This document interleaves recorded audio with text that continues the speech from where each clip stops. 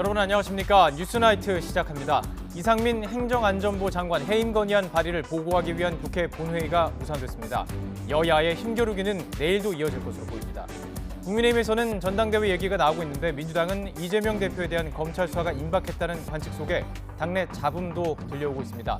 나이트 포커스에서 관련 소식 자세히 짚어보겠습니다. 먼저 오늘의 헤드라인부터 정리합니다.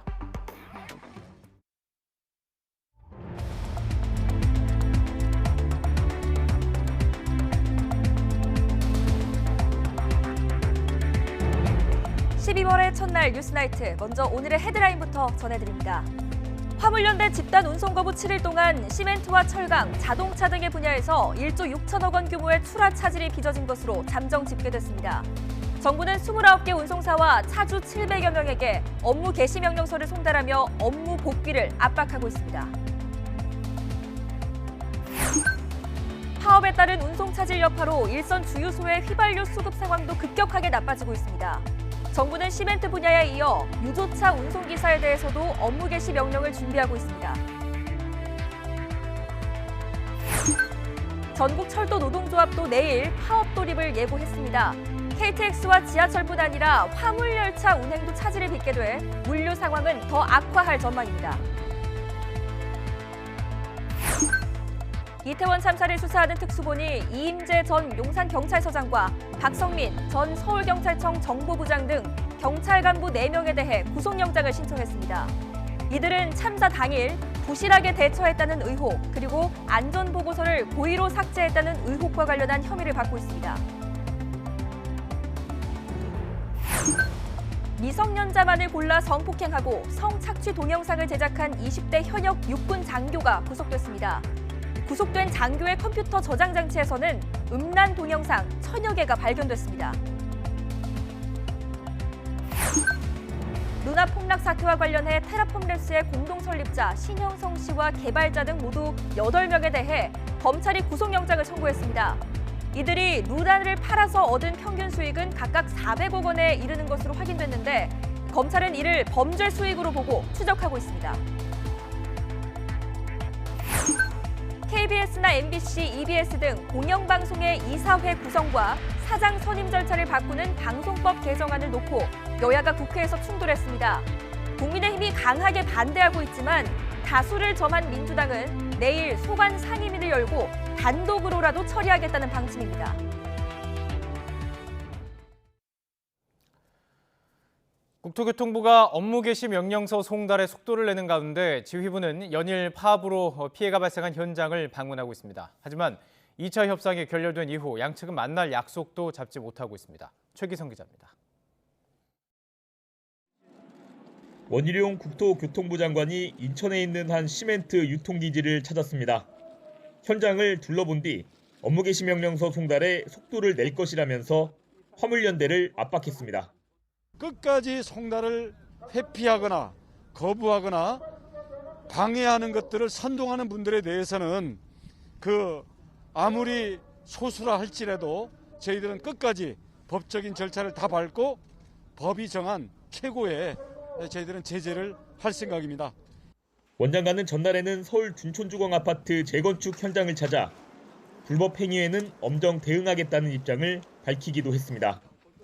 업무 개시 명령서 수령 대상 시멘트 분야 운수 종사자 2,700여 명 가운데 30%가 넘는 사람에게 명령서가 송달됐다고 국토부는 설명했습니다. 파업이 길어지면서 피해 상황도 커지고 있습니다. 산업통상자원부는 화물연대 집단 운송 거부 7일 동안 시멘트, 철강, 자동차, 정유 분야에서 출하 차질 규모가 1조 6천억 원이라고 잠정 집계했습니다. 합의점을 찾아야 사태를 풀 수 있지만 양측이 공식적으로 만난 건 2차례뿐입니다. 총 대화 시간을 합쳐도 3시간도 되지 않아 안전운임제 등을 둘러싼 논의도 제대로 이뤄지지 않았습니다. 국토부는 국가 경제에 차질을 빚고 있다면서 서둘러 파업을 철회해야 한다고 말합니다. 대화가 다시 열리기 위해서는 집단 운송 거부를 철회하고 그리고 안전운임제를 논의할 수 있도록 지원하고 나중에 화물연대를 포함해서 화주, 운송사 그리고 차주가 함께 화물 운송업계의 개선 방향에 대해서도 논의할 수 있을 거라고 생각합니다. 화물연대는 오히려 산업계의 피해를 키우는 주체는 국토부라면서 대화에 임하지 않고 시간만 끌다가 파업 대우가 와해하길 바라고 있는 것 같다고 주장했습니다. 어떤 방식으로든 대화에 나서야 더 큰 피해를 막을 수 있을 것으로 보이지만 양측은 아직 3차 협상 날짜도 잡지 못하고 있습니다. YTN 최기성입니다. 화물연대 파업에 따른 공급 차질로 일선 주유소의 휘발유 수급 상황이 급격히 악화하고 있습니다. 정부는 시멘트 분야에 이어서 유조차 운송기사에 대해서도 업무 개시 명령을 준비하고 있습니다. 조은지 기자입니다. 화물연대 집단 운송 거부 8일째. 휘발유와 경유가 떨어진 주유소가 수도권을 넘어 전국으로 점차 확대되고 있습니다. 오후 2시 기준 품절 주유소는 49개, 이틀 전 21개, 전날 29개에 이어 기름이 동나는 곳이 부쩍 느는 겁니다. 정부는 비노조원 차량과 군용, 농수협 유조차까지 긴급 투입하는 등 가용한 수단을 총동원하고 있지만 이제 수도권은 이틀 정도 버틸 물량뿐입니다. 그래서 정부는 시멘트 업계에 이어 업무 개시 명령을 또 검토하고 있습니다. 산업통상자원부는 긴급 실무준비회의를 열고 명령에 필요한 법적 요건과 사전 조치 상황을 점검했습니다. 정부는 화물연대 집단 운송 거부로 인한 석유 제품 운송 차질 현황을 예의주시하고 있고 필요시에는 시멘트 분야에 이어서 정유 분야에도 업무 개시 명령을 발동하는 것을 포함한 모든 방안을 강구해 나갈 예정입니다. 대통령실도 강경 압박 기조를 유지했습니다. 정당성도 명분도 없는 민주노총의 동시다발적 파업은 누구에게도 도움이 안 된다. 집단행동으로는 아무것도 얻을 수 없다고 강조했습니다. 다만 당장 추가 업무 복귀 명령을 하는 대신 반박자 기다리는 모습입니다. 서울 지하철 노사 협상이 극적 타결돼 화물연대 단일 대우가 흔들린다고 파악하는 만큼 업무 복귀율을 보면서 결단하겠다는 분위기입니다. 가급적 업무 개시 명령을 다시 발동하는 일이 없도록 화물연대 소속 운수 종사자들 여러분들은 조속한 업무 복귀를 거듭 촉구드립니다. 응답이 없다면 석유화학과 철강 분야 등 피해가 큰 업종부터 차례차례 임시 국무회의를 통해 업무 개시 명령을 발동할 것으로 보입니다. 대통령실 참모들은 윤석열 대통령 전문 분야가 법과 원칙이며 이번이 노사 법치주의 확립, 나아가 노동개혁 첫 단추를 낄 시험대라고 입을 모았습니다. YTN 조은지입니다.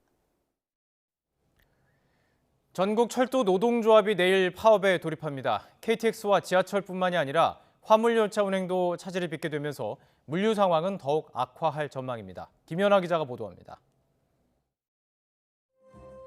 서울 용산 대통령실 앞 도로가 대정부 공동파업 총력투쟁 결의장으로 변했습니다. 화물연대에 이어 철도 노조까지 총파업에 돌입하기로 하면서 운송부문 파업으로는 최대 규모가 될 전망입니다.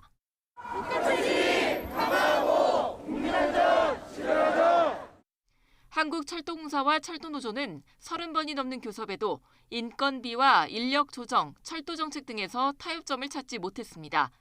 노조가 파업에 돌입하면 KTX와 ITX 청춘, 무궁화호 등 여객열차와 화물열차 운행이 줄고 서울 지하철 13, 4호선과 경의중앙선, 경춘선, 분당선과 수인선 등 수도권 도시철도도 영향을 받습니다. 앞서 준법 투쟁 기간에도 열차 운행이 최대 2시간 40분 넘게 지연됐는데 파업 동안엔 차질이 더 커질 전망입니다. 지난 2019년 철도노조 파업 땐 KTX 운행률이 70% 수준으로 줄고 화물열차 운행률은 30%로 떨어졌습니다. 정부는 협상은 하되 민영화 여론몰이나 안전 실패 책임을 떠넘기는 정치 파업 행태엔 물러서지 않겠다고 밝혔습니다. 우리 정부의 철도 정책에 민영화의 미음자도 없습니다. 국가기관인 철도공단으로 옮길 수 있는지 여부, 이 여부가 핵심 쟁점이기 때문에 차라리 국영화를 반대한다 그러면은 국토교통부는 파업이 끝날 때까지 철도 기관사 대체 인력 투입과 버스나 항공기 등 대체 수송 수단을 증편할 예정입니다. YTN 김연아입니다. 이상민 행안부 장관의 해임 건의안이 발의됐다는 걸 보고하기 위한 국회 본회의가 여당의 반대로 무산되면서 민주당의 계획도 차질을 빚게 됐습니다. 이렇게 양측이 강대강 대치를 이어가면서 법정 시한 내 예산안 처리가 힘들지 않겠느냐는 우려도 커지고 있습니다. 정현우 기자입니다. 예산안 처리 법정 시한을 하루 앞두고 국회의장 주재로 여야 원내대표가 다시 한자리에 모였습니다. 이상민 장관 해임 건의안과 예산안 심사 등 쟁점 현안을 논의하기 위해서입니다. 40분 이상 머리를 맞댔지만 여야 원내수장 입장차는 여전히 컸습니다. 상정할 안건이 없고 의사일정 합의가 되지 않았기 때문에 오늘 본회의를 열어서는 안 된다고 강하게 의장께서도 공지를 한 사항입니다. 해도 좋고 안 해도 좋은 것이 아니라 합의된 의사일정은 당연히 지켜야 되는 것이고요. 특히 이상민 장관 해임 건의안을 보고하기 위한 본회의 개의 여부를 놓고 평행선을 달렸습니다.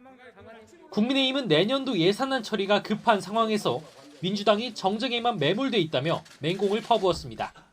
예산안 처리에 최선을 다해야 하는데 이런 정쟁적인 안건을 오늘 본회의를 열면 파행이 될 수밖에 없고 헌법이 정한 예산안 처리 법정기한을 위반할 수밖에 없기 때문에 반면 민주당은 1일 본회의는 애초에 여야가 합의한 거라며 예산안 심사와 별개로 해임안을 올려야 한다고 맞섰습니다. 국민의힘이 한다고 해서 본회의를 열지 않는 것은 저는 이것은 직무유기다 생각을 합니다. 국민의힘이 끝내 안 들어오더라도 의장이 단독으로 개의를 해달라고 하는 요청을 드릴 수밖에 없고 의장의 중재에도 합의에 이르진 못했고 결국 본회의는 열리지 않았습니다. 양측이 이렇게 줄다리기를 이어간 건 해임 건의안의 처리 절차 때문입니다. 국회법상 해임 건의안은 본회의에 발의된 사실이 보고된 때부터 24시간 이후 72시간 이내 무기명 투표로 표결하게 돼 있는데 보고를 하려면 먼저 본회의를 열어야 하는 겁니다. 해임 건의안을 막으려는 국민의힘과 처리하려는 민주당이 첫 단추인 본회의 개의를 놓고 충돌한 이유입니다. 여야의 팽팽한 신경전은 예산안 심사 과정에서도 펼쳐지고 있습니다. 양당 예결위 간사가 물밑 교섭을 벌였지만 핵심 쟁점에선 여전히 접점을 찾지 못하는 분위기입니다. 사실상 법정 시한 내 예산안 처리는 힘들어졌다는 관측까지 나오는 가운데 오는 9일까지인 정기국회 기간에 예산안과 이상민 장관의 거취를 둘러싼 진통이 불가피해 보입니다. YTN 정현우입니다. 이런 가운데 정부 조직 개편과 공공기관 임기 문제 등을 논의하기 위해 여야가 처음 머리를 맞댔습니다. 하지만 야당은 여성가족부 폐지 반대 입장을 고수했고 여당은 전임 정부가 임명했던 기관장들의 자진 사퇴를 요구하며 입장차만 확인했습니다. 손효정 기자가 보도합니다. 윤석열 정부 출범 7개월 만에 정부 조직 개편을 논의하기 위해 여야 정책위의장과 원내수석 부대표 등 3+3 정책협의체가 처음 가동됐습니다. 하지만 여야의 신경전은 논의 시작부터 이어졌습니다. 국가보훈처를 보훈부로 격상하고 외교부에 재외 동포청을 두는 것엔 이견이 없었지만 여성가족부 폐지에 대해선 양당의 견해차가 확고했습니다. 여당인 국민의힘은 국민의 선택을 받은 새 정부가 이념에 맞게 국가를 경영할 수 있도록 기회를 줘야 한다며 여가부 폐지를 다시 확인했습니다. 아직도 정부 조직법이 정비가 되지를 않아서 새 정부에 가야 될 방향에 큰 어려움이 많습니다. 반면 민주당은 여성가족부의 기능을 오히려 확대해야 하는 상황에서 일방적인 폐지는 안 된다고 맞섰습니다. 여성가족부 장관이 임명되고 그 장관이 폐지를 주도한다는 게 얼마나 아이러니입니까? 여가부가 폐지될 일이 아니라 오히려 기능이 강화, 확대돼야 될 공공기관장 임기를 대통령과 일치시키는 법안에 대해서도 여야 모두 취지에는 공감했지만 현재 기관장들의 거취를 두고선 충돌했습니다. 문재인 정부가 마지막 임기가 얼마 남지 않았음에도 불구하고 소위 알박기 인사를 해서 국정이 잘 돌아가지 않는 그런 문제가 제도가 미비했기 때문에 발생하고 있는 문제인데 그 문제를 알박기라고 얘기하는 것은 전 잘못된 표현이다. 그 임기를 지켜내는 것이 결국 양당은 이견만 확인한 채 다음 주 다시 회의를 잡아 논의를 이어가기로 했습니다. 정부 출범 7개월 만에 가까스로 정부 조직 개편 논의가 첫 삽을 떴지만 서로의 생각차가 크다는 것만 확인했습니다. 주요 쟁점에서 접점을 찾기는 당분간 쉽지 않아 보입니다. YTN 손유정입니다. 공공기관이 지분을 가진 YTN과 같은 이 기업의 주식을 정부나 공공기관이 국회 동의 없이 임의로 처분할 수 없게 하는 법안이 국회 상임위에 상정됐습니다. 또 KBS나 MBC, EBS 같은 이 공영방송 등의 이사회 구성과 사장 선임 절차를 바꾸는 방송법 개정안을 놓고는 여야가 거세게 충돌했습니다. 내일 소관 상임위에서 민주당의 단독 처리가 유력합니다. 권남기 기자입니다. 국가나 공공기관이 보유한 자산을 처분할 때 국회의 동의를 받는 이른바 민영화 방지 법안이 국회 기획재정위원회에 상정됐습니다. 더불어민주당 서영교 의원이 대표 발의한 공공기관의 운영에 관한 법률 개정안으로 처분하려는 자산이 150억 원 이상이거나 국회 소관 상임위 제적위원 3분의 1 이상이 요구하는 경우에 동의를 받도록 하는 내용입니다. 공공기관의 자산은 국민의 세금입니다. 국회가 이 내용은 국회에 와서 보고를 하고 상의하고 동의를 받으세요라고 한다면 누군가에게 갈 특혜를 맡게 되고 기획재정부 장관이 정부가 소유한 주식의 주주권을 행사하거나 매각하는 경우 미리 국회에 보고하거나 동의 절차를 거치는 이재명 대표 발의 법안도 함께 상정됐습니다. 이들 법안이 국회 본회의를 통과하면 공공기관이 지분을 가진 YTN 같은 기업의 주식을 정부나 공공기관이 국회 동의 없이 임의로 처분할 수 없게 됩니다. 이런 가운데 과학기술정보방송통신위원회에선 공영방송의 이사회 구성과 사장 선임 절차를 바꾸는 방송법 개정안을 놓고 여야가 충돌했습니다. 민주당 정청래 위원장의 의사 진행을 두고 국민의힘 권선동 의원은 독재라고 소리쳤고 우선 정청래 위원회 위원장 자격이 있는지에 대해서 심각한 의문을 정 위원장은 대통령한테나 똑바로 하라고 하라며 대받아쳤습니다. 윤석열 대통령하고 친하니까 독재 얘기하시는 것 같은데 대통령한테는 똑바로 하라고 하세요. 국민의힘은 추가 심의를 위한 안건조정위원회 구성을 요구하며 법안 처리에 제동을 걸었지만 결국 의결돼 방송법 개정안은 내일 전체회의에서 민주당 단독으로 통과될 거로 보입니다. YTN 권남기입니다. 이태원 참사를 수사하는 경찰청 특별수사본부가 이임재 전 서울 용산경찰서장 등 경찰 간부 4명에 대해 구속영장을 신청했습니다. 한 달 가까운 수사 끝에 주요 피의자에 대한 첫 신병 확보 시도인데 유가족들은 윗선 수사를 거듭 촉구했습니다. 김태원 기자입니다. 경찰청 특별수사본부의 첫 구속영장 신청 대상엔 참사 당일 현장을 직접 지휘한 서울 용산경찰서 간부들이 포함됐습니다. 먼저 이임재 전 용산경찰서장은 헬로윈 기간 인파가 몰린다는 보고에도 사전 조치를 제대로 하지 않았고 참사 이후엔 늑장 대응한 혐의를 받습니다. 특수본은 참사 초기 현장 지휘자로서 안전조치가 부적절했다는 혐의를 받는 전 용산경찰서 112 상황실장의 신병도 확보할 필요가 있다고 판단했습니다. 또 이른바 정보보고서 삭제 의혹에 연루된 경찰 간부들에 대해서도 구속영장을 신청했습니다. 먼저 박성민 전 서울경찰청 공공안녕정보외사부장은 참사 이후 감찰과 압수수색에 대비해 헬로윈 보고서를 삭제하라고 일선에 지시한 혐의를 받습니다. 이와 함께 전 용산서 정보과장도 부하 직원에게 삭제를 지시한 혐의로 영장 신청 대상이 됐습니다. 특수본은 4명의 혐의가 충분히 소명된다며 다만 모두 혐의를 부인하는 만큼 증거를 인멸할 우려가 있어 구속 사유에 해당한다고 설명했습니다. 참사 당일 서울청 상황관리관이었지만 상황실을 이탈한 유미진 총경은 고의성을 입증해 직무유기 혐의를 소명하는 작업을 더 거쳐야 한다고 보고 이번엔 영장 신청 대상에 넣지 않았습니다. 특수본은 그러나 류청경과 더불어 박희영 서울 용산구청장, 최성범 용산소방서장 등 다른 기관 책임자들에 대해서도 추가로 영장을 신청하는 걸 검토하고 있습니다. 유가족들은 특수본 수사를 강력 비판했습니다. 수사가 현장 출동 실무진에 집중됐다며 진짜 책임자들인 윗선을 철저히 수사해야 한다고 목소리를 높였습니다. 김광호, 윤희근, 오세훈, 이상민, 한덕수에 이르기까지 성역 없는 수사를 하고 이상민 행정안전부 장관에 대해서는 파면을 원합니다. 유가족들은 국회에도 찾아가 철저한 국정조사를 통해 진상을 명명백백하게 규명해달라면서 무릎을 꿇기도 했습니다. 못했습니다.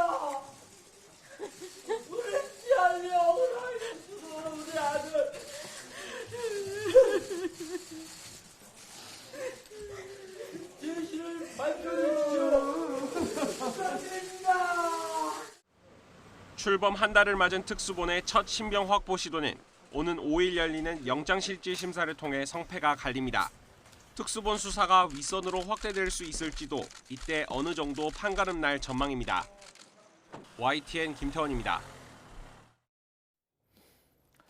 서해 공무원 피격 사건 수사와 관련해 문재인 전 대통령이 처음으로 공식 입장을 밝혔습니다. 문 전 대통령은 안보 사안을 정쟁의 대상으로 삼는 분별 없는 처사라고 강하게 비판했습니다. 내일 열리는 서훈 전 국가안보실장의 구속심사 하루 전에 나온 강경 발언이기에 더욱 주목됩니다. 김혜린 기자입니다. 서해 공무원 피격 사건 수사와 관련해 문재인 전 대통령이 처음으로 공개 비판에 나섰습니다. 문 전 대통령은 입장문에서 검찰 수사는 안보 사안을 정쟁의 대상으로 삼고 오랜 세월 국가에 헌신해온 공직자들의 자부심을 짓밟는 분별 없는 처사라면서 부디 도를 넘지 않기를 바란다고 비판했습니다. 또 정권이 바뀌자 대통령에게 보고되고 언론에 공포됐던 부처 판단이 번복됐는데 피해자가 북한 해역으로 가게 된 다른 가능성을 제시하지 못하면서 당시 발표가 조작됐다는 비난만 하고 있다고 지적했습니다. 문 전 대통령은 서해 피격 사건은 국방부, 해경, 국정원 등의 보고를 직접 듣고 특수정보까지 직접 살펴본 뒤 판단을 수용한 것이라고도 설명했습니다. 서해상에서 실종된 해양수산부 공무원 고 이대준 씨가 북한군에 피살된 재작년 9월. 당시 해경은 고인이 월북한 것으로 추정된다는 수사 결과를 발표했습니다. 하지만 2년 뒤 월북 의도를 인정할 만한 증거를 찾지 못했다며 이를 번복했고 감사원 감사와 수사 의뢰, 또 유족과 국가정보원 고발로 사건은 검찰 수사로까지 이어졌습니다. 5개월 동안의 수사 끝에 검찰의 칼날은 현재 당시 청와대 안보라인 책임자였던 서훈 전 국가안보실장까지 겨눈 상태로 침묵하던 문 전 대통령의 입장 표명이 서 전 실장의 구속심사 하루 전에 나왔다는 점이 특히 주목됩니다. 검찰이 월북몰이를 진두지휘했다고 보고 서 전 실장의 구속영장을 청구했지만 문 전 대통령 자신의 승인하에 이뤄진 문제없는 조치란 걸 강조한 것으로 풀이됩니다. 이미 서 전 실장 측도 입장문을 통해 검찰의 구속영장 청구를 강하게 비판하면서 구속신문 과정에서 치열한 법정 공방을 예고했습니다. 서 전 실장 측은 군사기밀 등의 삭제를 지시했다는 혐의에 대해 배포 범위를 조정했을 뿐 은폐 시도는 상상도 할 수 없는 일이라며 일관되게 혐의를 부인하고 있습니다. 하지만 검찰 역시 배포 범위를 조정한다는 게 무슨 뜻인지도 잘 모르겠다며 서 전 실장 측의 논리를 에둘러 반박했습니다. 물론 서 전 실장의 구속영장엔 문 전 대통령이 공범으로 적시되진 않은 것으로 알려져 검찰 수사가 서 전 실장 선에서 종결될 거란 전망도 나옵니다. 하지만 검찰 관계자는 구체적인 수사 상황이라며 말을 아끼면서도 오로지 증거와 법리에 따라서 수사하고 있다고 강조했습니다. 일단 문 전 대통령의 이번 입장 표명으로 신구 정권 사이 갈등 양상이 다시 첨예해질 것이라는 전망이 나옵니다. 아울러 공개적인 비판 대상이 된 검찰 수사 역시 서 전 실장의 영장 발부 여부와 맞물려 미묘한 파장이 미칠 수 있다는 관측도 나옵니다. YTN 김혜린입니다. 검찰이 도이치모터스 주가 조작 공범이자 김건희 여사의 주식 거래 내역이 담긴 이른바 김건희 파일의 작성 관여 인물로 알려진 투자자문사 임원에 대해 구속영장을 청구했습니다. 그러나 당사자는 영장 실질심사에서 파일 작성을 지시한 적이 없다며 관여 의혹을 강하게 부인한 것으로 전해졌습니다. 최민기 기자가 보도합니다. 이른바 김건희 파일이란 엑셀 문건의 존재가 드러난 건 지난 8월 재판에서였습니다. 검찰이 제시한 이 파일에는 지난 2011년 1월 13일 김건희 여사 명의의 증권계좌로 거래된 도이치모터스 주식 수량이 기록돼 있습니다. 당시는 주가 조작 세력이 2차 작전을 벌이던 시기입니다. 앞서 윤 대통령 측은 지난 대선 기간 김 여사가 주가 조작 선수 이모 씨에게 계좌를 맡긴 건 2010년 1월로 1차 주가 조작 이후인 그해 5월부턴 거래를 끊었다고 했던 해명과는 배치되는 내용으로 해석됩니다. 돈을 빼고 그 사람하고는 절연을 했습니다. 저희 집사람 오히려 손해보고 그냥 나왔습니다. 그것도 2010년입니다. 그런데 당시 재판에선 이 파일의 작성자는 자신은 구체적 작성 경위를 알지 못한다며 문건을 작성하게 지시한 인물로 투자자문사 임원 A씨를 지목했습니다. A씨는 도이치모터스 시세 조작 혐의로 재판을 받는 이들과 공범관계로 검찰 수사 도중 미국으로 도피한 뒤 여권 무효와 인터폴 수배 조치가 이어지자 지난달 29일 자진 귀국했고 공항에서 체포됐습니다. 검찰은 A씨에 대해 이틀간 조사를 거쳐 구속영장을 청구했습니다. 건호스 도이치모터스 회장 등과 공모해 지난 2009년 12월부터 3년 동안 도이치모터스 주가를 인위적으로 부양한 혐의가 우선 적용됐습니다. 그러나 A씨는 영장 실질심사에서 파일 작성을 지시한 사실이 없다며 관여 의혹을 강하게 부인한 것으로 전해졌습니다.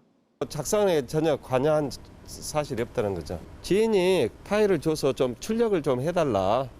그래서 뭐 자연스럽게 그냥 직원이니까 직원한테 이거 좀 출력 좀 해주세요. A씨의 구속 여부는 밤늦게 결정될 것으로 보입니다. 검찰은 A씨 신병을 확보하는 대로 김건희 파일의 작성 경위, 김 여사의 주가 조작 관여 여부까지 확인할 방침입니다. 법원도 관련 재판에서 A씨를 증인으로 불러 직접 진술을 들어볼 예정입니다. 그동안 사실상 멈춰있던 김 여사의 주가 조작 관여 의혹 수사가 새로운 변곡점을 맞을지 주목됩니다. YTN 최민기입니다. 시민 언론 더탐사 강진구 대표가 오세훈 서울시장 부인의 수업에 허락 없이 들어간 혐의로 불구속 기소됐습니다. 서울 동부지방검찰청은 주거침입 혐의를 받고 있는 강 대표를 불구속 상태로 재판에 넘겼습니다. 강 대표는 앞서 지난 5월 말 오 시장의 부인인 송현옥 세종대학교 영화예술학과 교수 수업에 몰래 들어가 녹음을 시도한 혐의를 받습니다. 당시 강 대표는 송 교수가 연극단을 운영하며 자신의 딸을 주연으로 계속 출연시켰다는 이른바 엄마 찬스 의혹을 취재한 것으로 알려졌습니다.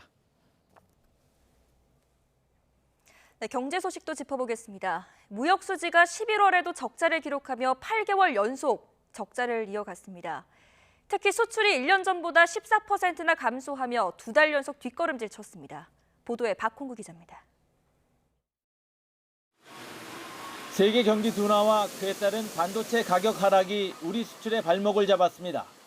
수출은 지난 10월 5.7% 하락에 이어 지난달엔 14% 하락하며 마이너스 보폭을 키웠습니다. 산업부는 글로벌 경기 둔화와 화물연대 파업 등이 수출 감소에 영향을 주고 지난해 수출 호조에 따른 기저효과도 있다고 분석했습니다. 작년 11월 수출이 20년 11월에 비해 31.9% 증가한 603억 불을 기록하며 당시 기준으로는 최고 실적을 기록한 데 따른 기저효과도 수출 감소율에 영향을 주었습니다. 최대 수출 품목인 반도체가 30% 가까이 줄었고 최대 교역국인 중국에 대한 수출도 25% 이상 급감했습니다. 반면 에너지 수입은 27% 늘며 적자폭을 키웠습니다.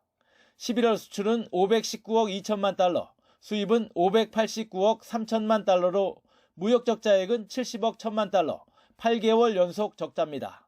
올해 1월부터 11월까지 누적 무역 적자는 426억 달러로 지난 1996년 206억 달러 적자의 2배가 넘습니다. 산업부는 하지만 1996년과 2022년 이 기간 우리 무역 규모가 5배 정도 성장했다는 점을 고려할 필요가 있다고 지적했습니다.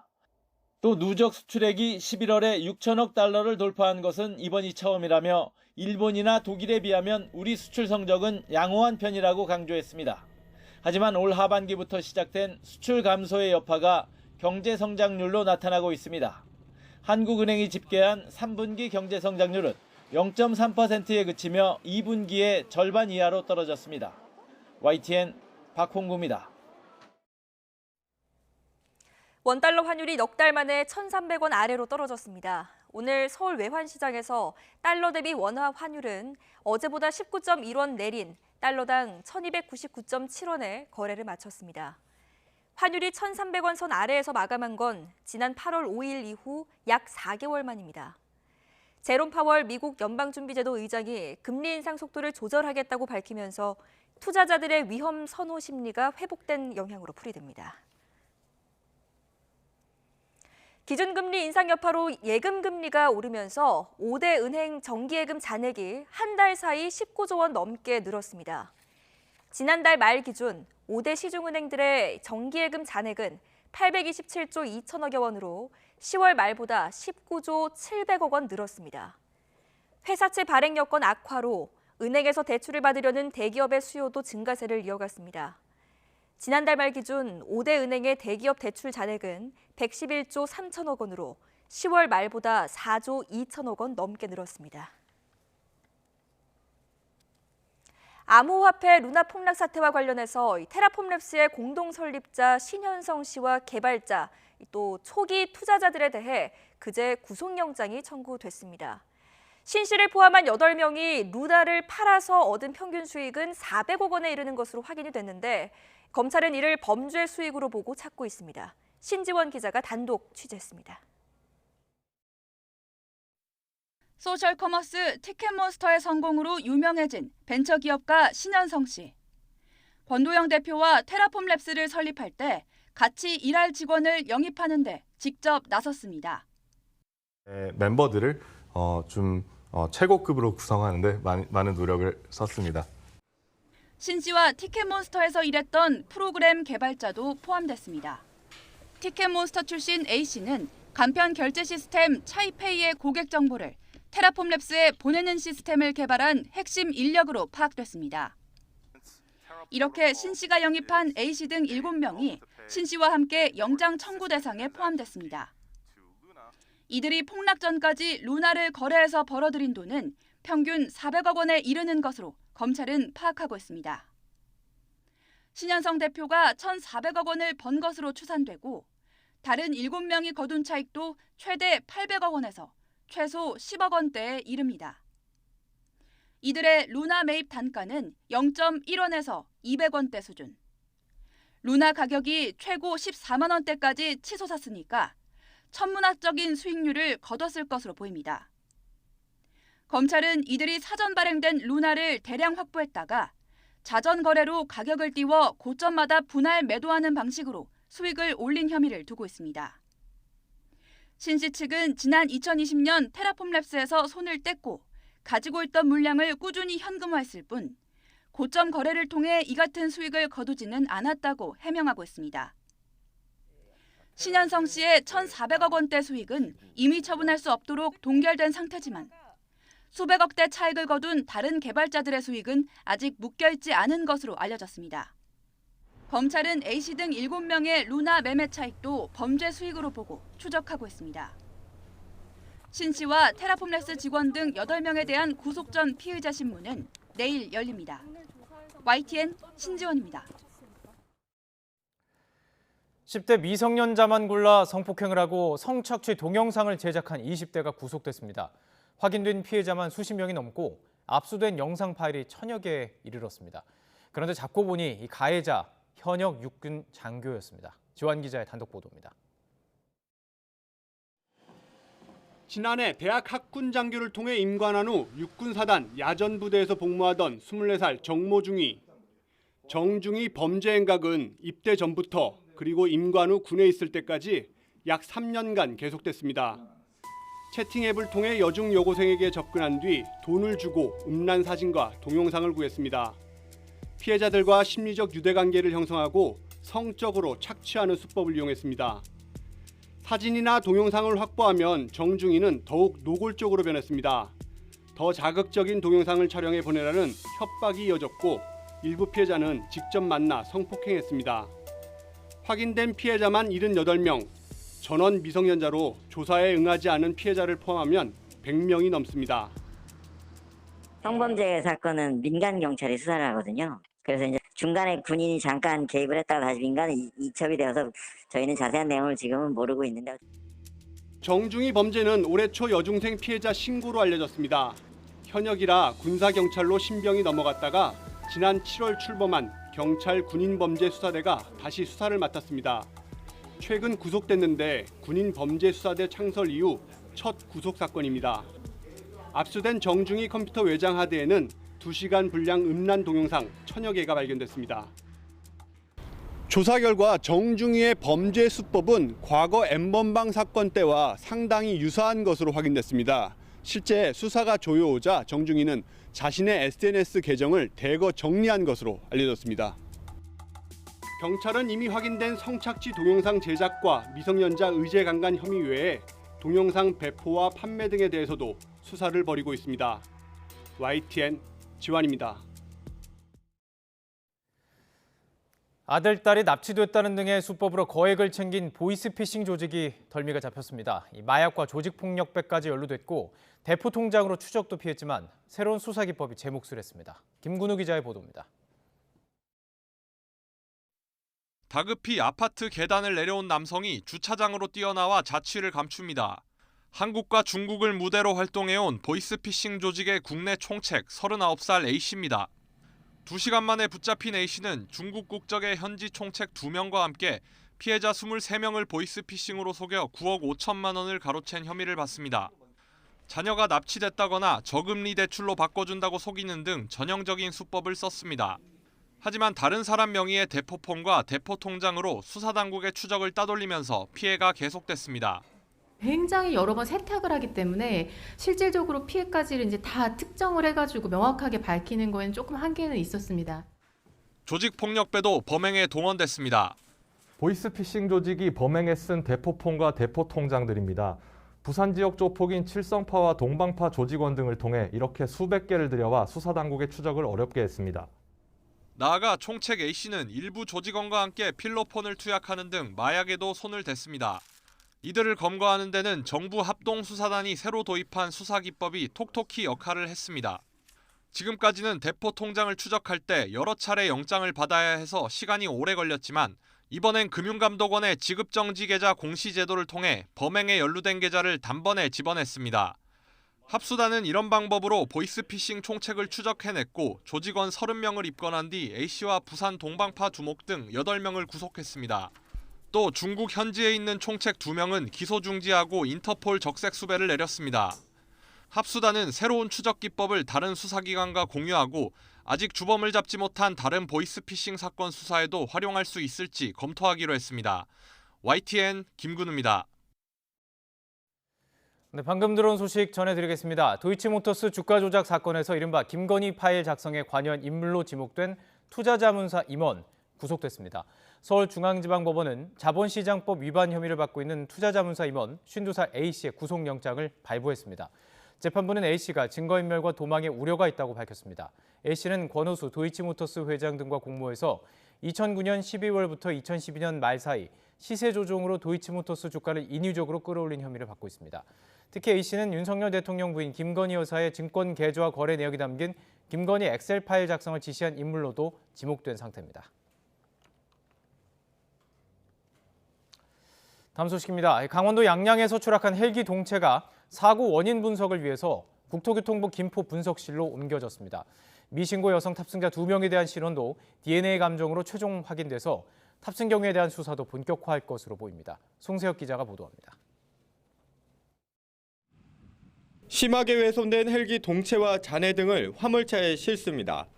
사고 원인을 정밀 분석하기 위해 김포공항에 있는 국토부 항공철도사고조사위원회 분석실로 옮기기 위해서입니다. 조사위원회는 헬기 제조국인 미국 연방교통안전위원회와 함께 헬기 결함 등에 대해 공동조사도 검토할 예정입니다. 특히 CCTV 등을 통해 꼬리 날개 이상이 생겼을 가능성이 제기된 만큼 이 부분에 대한 확인도 이루어질 것으로 보입니다. 하지만 비행 기록과 조종사 음성 등이 담긴 블랙박스가 설치되지 않은 탓에 원인 파악에 상당한 시일이 걸릴 전망입니다. 유품도 좀 확인하려고 그랬는데 안 보이네요. 휴대폰이나 사탕 같아. 신고 없이 탑승한 2명은 DNA 긴급 감정 결과 경기도가 거주지인 50대 여성으로 최종 확인됐습니다. 신원이 확인되면서 이들이 탑승자 중 누구와 어떤 관계인지, 왜 탑승했는지에 대한 수사도 속도를 내고 있습니다. 경찰은 숨진 탑승자들의 통신 기록과 동선에 있는 CCTV 등을 분석할 계획입니다. 추월했다는 근거 자료만 확인할 수 있을 뿐이지 거기서 내용이 나타나고 그런 건 아니에요. 무기한 건 아닌데 그래도 뭔가 좀 깊이 있는 자료를 얻어내기가 좀 쉽지는 않을 것 같아요. 무엇보다 탑승자 5명이 모두 숨지면서 정확한 탑승 경위를 밝히는데 어려움이 예상됩니다. YTN 송세혁입니다. 고속도로를 달리던 화물차가 도로 보수 작업을 하던 작업자들을 덮치는 사고가 있었습니다. 이 사고로 2명이 숨졌는데 화물차 운전자는 브레이크가 작동을 하지 않았다고 경찰에 진술했습니다. 박종혁 기자입니다. 대전 통영고속도로 통영방향 함양휴게소 인근입니다. 고속도로 위에서 응급구조대원이 심폐소생술을 시도합니다. 하지만 응급 환자는 의식이 돌아오지 않았습니다. 도착했을 때 심정지원자분이 있으셔서 바로 심폐소생술을 시행했고 그리고 중증 외상인분이 있으셔서 바로 응급처치를 시행한 후에 저희는 심정지원자분을 바로 이송 시작했습니다. 고속도로 위에서 포장 공사를 하던 작업자들을 화물차가 덮친 건 오전 8시 18분쯤. 이 사고로 50대 작업자 2명이 숨지고 60대 작업자는 크게 다쳐 병원으로 옮겨졌습니다. 화물차 운전자도 허리 등을 다쳐 병원에서 치료를 받고 있습니다. 화물차 운전자는 브레이크가 듣질 않아 공사 차량을 피해 방향을 틀었다가 사고가 났다고 경찰에 진술했습니다. 운전자는 갑자기 이제 차가 정체되는데 브레이크 잡은 게 브레이크가 안 들어가지고 그냥 오른쪽 갓길 쪽으로 춘다고 했는데 그 이제 인부를 덮쳤어요. 경찰은 블랙박스 영상과 운전자의 진술 등을 토대로 정확한 사고 원인을 조사하고 있습니다. YTN 박종혁입니다.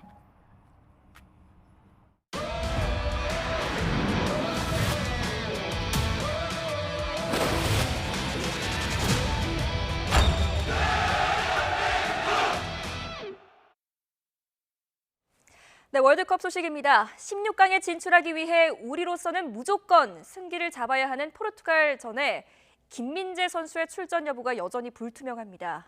반면 부상으로 그간 경기에 나오지 못했던 황희찬 선수는 이번 대회 처음 그라운드를 밟을 것으로 보입니다. 안동준 기자가 보도합니다.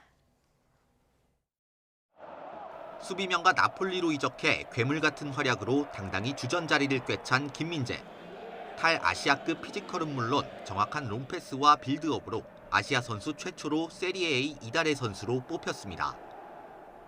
하지만 리그와 챔피언스 리그 경기에 연이어 선발 출전하면서 피로가 누적된 탓일까? 우루과이와 1차전 누네스를 쫓다가 미끄러져 종아리를 다쳤습니다. 부상에도 가나와의 2차전 선발 명단에 이름을 올렸지만 후반 교체 시간 결국 쓰러졌습니다.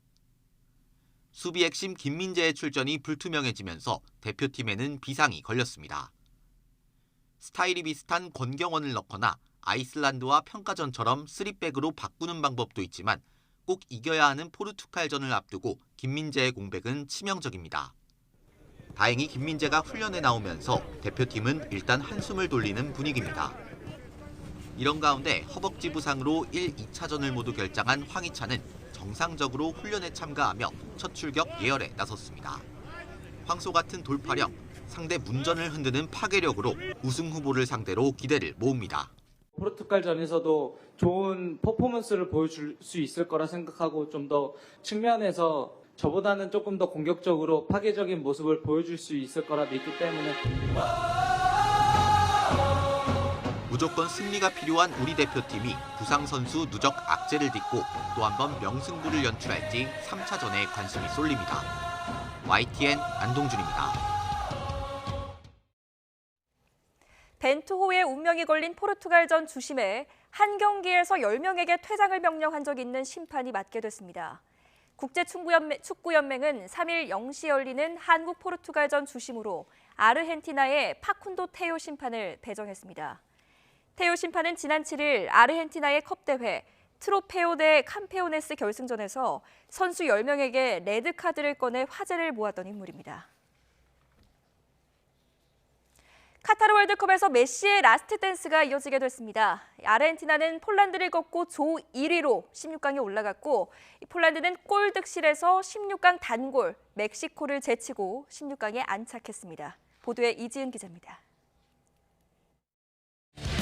마지막 월드컵에 나선 메시와 레반도프스키의 대결. 아르헨티나는 후반 마크 알리스테르와 알바레스의 연속골로 폴란드를 꺾고 조 1위로 16강에 진출했습니다. 전반 페널티킥을 실축한 메시. 그러나 경기 내내 팀의 공격을 이끌며 역시 메시라는 걸 보여줬습니다. Messi is the best, Argentina is the best. They play an amazing match. They did everything amazing.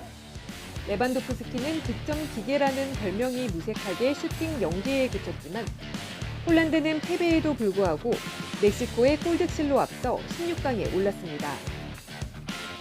16강 단골 손님 멕시코는 사우디아라비아를 꺾고도 44년 만에 조별리그에서 탈락했습니다.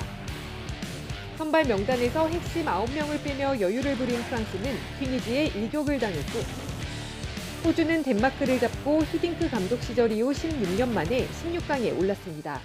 So good, so good. We're going all the way. Whoever's next, we're going to beat them too. We're going to beat the whole thing. Argentina going down.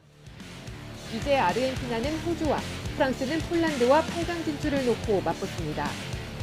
YTN 이주인입니다.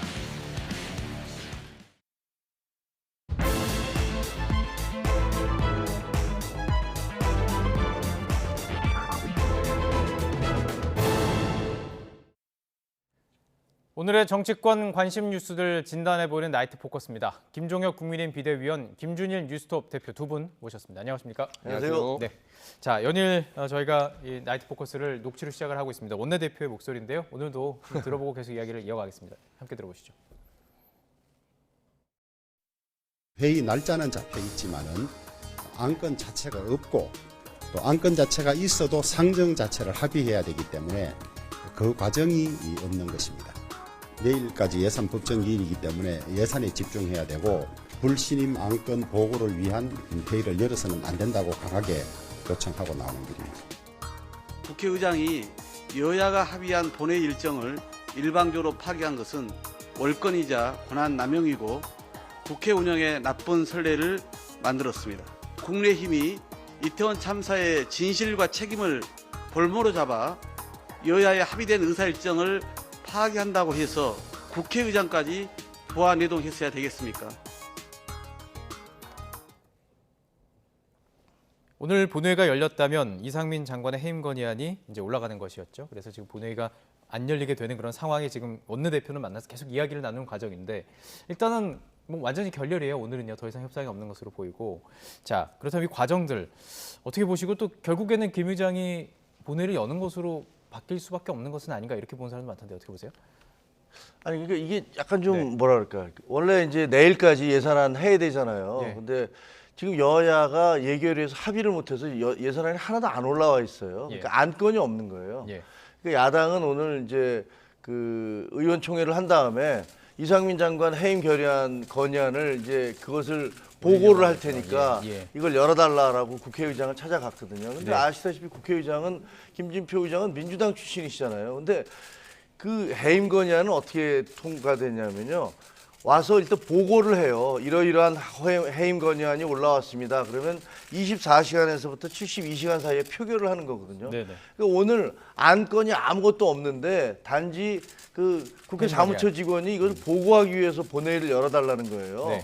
그러니까 국회의장 입장에서는 안건이 없는데 그걸 어떻게 올리냐. 그 보고만을 받기 위해서 본회의를 열란 말이냐. 그래서 이제 안 열어주신 거예요. 그러니까 그건 할 수가 없다. 그러니까 이제 지금 야당에서는 그걸 가지고서 상당히 불쾌하다 이렇게 말씀을 하고 계신 거죠.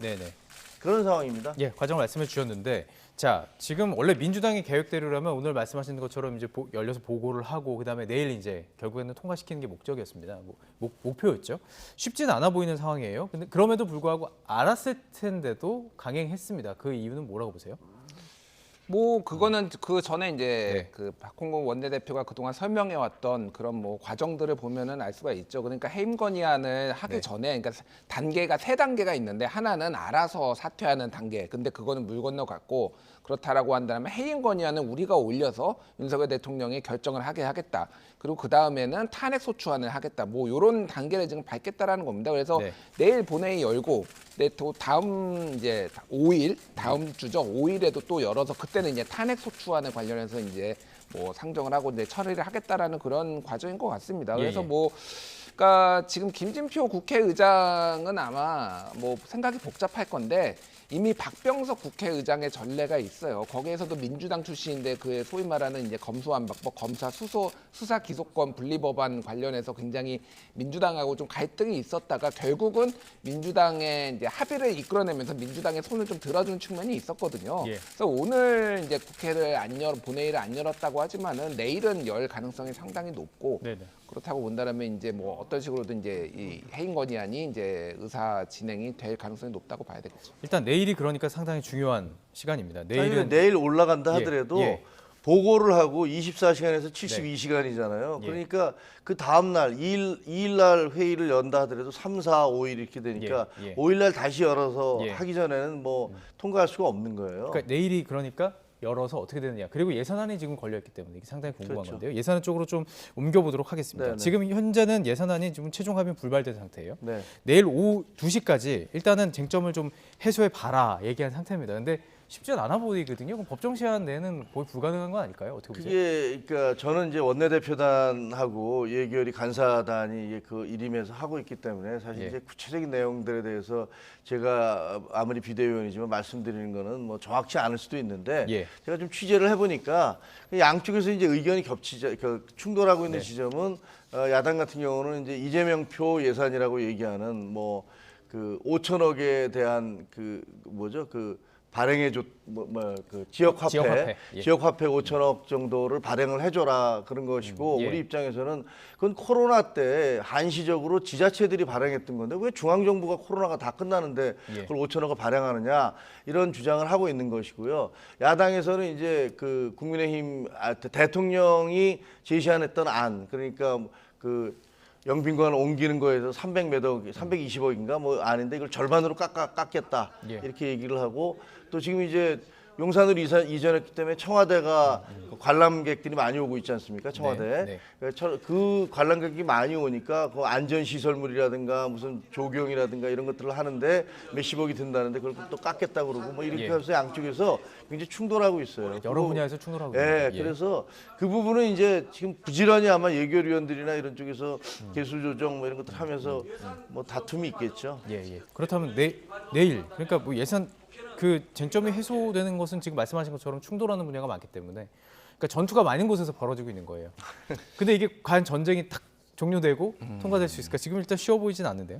그러니까 일반적으로 2일 법정 시한을 지켜가지고 2일에 예산안 자체가 통과된 사례가 별로 없기는 합니다. 차라리 원래 보통 이제 막 12월 31일까지 끄는 경우도 있었고 아니면 예. 중간 정도 한 일주일 정도 뒤에 뭐 통과된 사례가 많기 때문에 지금 이 갈등이 매우 이례적이다 볼 수는 없어요. 그거는 여야 관계가 나쁘지 않았을 때도 예산안에 대해서는 밀고 당기는 게 있었기 때문에 다만 네네. 지금은 이제 국정조사하고 이게 같이 맞물려 있고 이상민 장관 해임 건의안하고 맞물려 있기 때문에 상당히 조금 어떤 이견을 좁히기가 쉽지 않을 것 같아요. 그래서 지금 뭐 정부 특히 대통령실에서는 준 예산까지 뭐 우리가 감수할 수 있다 이런 식의 이제 워딩들이 말들이 튀어나오는 거 보면은 지금 뭐 제대로 합의할 가능성이 없기 때문에 그러니까 사상 초유란 말이 요즘 너무 많이 나와서 저도 좀 굉장히 좀 피곤한데 사상 초유로 민주당이 야당이 단독으로 처리를 할 가능성도 배제를 할 수가 없다 이렇게 봐야 될 것 같아요. 정부에서 내놓은 그 예산을 그냥 민주당에서 깎은 거로 그냥 한다는 거죠. 단독 처리. 그러니까 법상으로는 그러니까 국회는 삭감만 할 수 있지 증액을 할 수가 없어요. 그러니까 이제 기재부까지 같이 들어와서 그러면 이거는 삭감하고 이거는 증액하고 하면서 서로 소위 말하는 딜이 있었고 뭐 예산 소위, 예산 소소위 이런 데서 이제 좀 밀실압이라고 또 욕도 먹지만 그런 것들이 어떤 국회 전통이었거든요. 근데 늘려줄 생각 없어? 그럼 우린 깎기만 할게 하고 가면은 사상 처음으로 깎인 예산으로. 깎인 예산, 정부 원안이 아니라 민주당이 깎인 예산으로 단독으로 통과시킬 가능성 지금은 배제할 수 없을 것 같습니다. 알겠습니다. 예산 정국도 상당히 복잡하고 지금 얘기 나눠봤던 해임 건의안도 상당히 복잡하고 해임 건의안 전국에서는 끝이 탄핵 소추안입니다. 그렇죠. 탄핵 소추안이 과연 실제 강행할 것인가라는 부분에 대해서도 여러 이야기가 나오고 있어요. 그냥 압박용은 아니냐. 근데 지금 국민의힘 분위기는 어때요? 그냥 가능하지 않은 얘기다 이렇게 그렇게 봐요? 생각을 예. 합니다. 기본적으로 저희는 해임 건의안 자체도 논리적 정합성이 전혀 없다고 봐요. 왜냐하면 지금 우리가 국정조사를 하자는 것, 그 국민의힘에서는 특별수사본부가 그 책임을 다 규명을 하고 그게 만약 문제가 있으면 국정조사를 하든 특검을 하든 합시다 이렇게 얘기를 했잖아요. 그런데 오석준 대법관 그 통과 문제도 있고 예산안 문제도 있으니까 울며 겨자 먹기로 결국은 받아준 거예요, 사실은. 그래서 갑시다 했는데 민주당에서는 제일 공격의 대상으로 삼는 게 누굽니까? 이상민 장관 아니에요. 이상민 장관을 온 국민 앞에서 이 사람이 얼마나 무능하고 얼마나 무책임하고 뭘 잘못했는지를 갖다 낱낱이 밝혀서 이 정부의 실정의 고리를 깨부시겠다 이런 얘기 아니겠어요? 그런데 정작 국정조사를 하자 그랬더니 이상민 장관 나가라.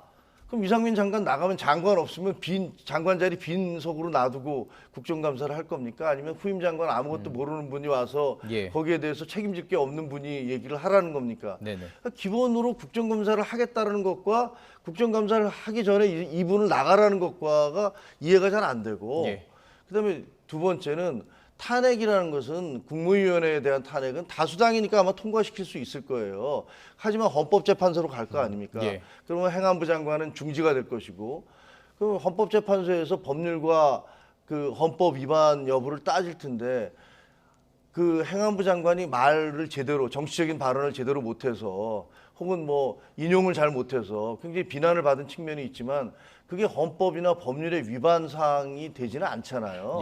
그러니까 누가 봐도 뻔하게 저건 그 헌법재판소에 가면 부결이 될 게 뻔하고 그다음에 더구나 그런 경우에는 법사위 위원장이 이제 국회 측의 원고가 되는데 김도우 법사위원장이 저희 당 출신이에요.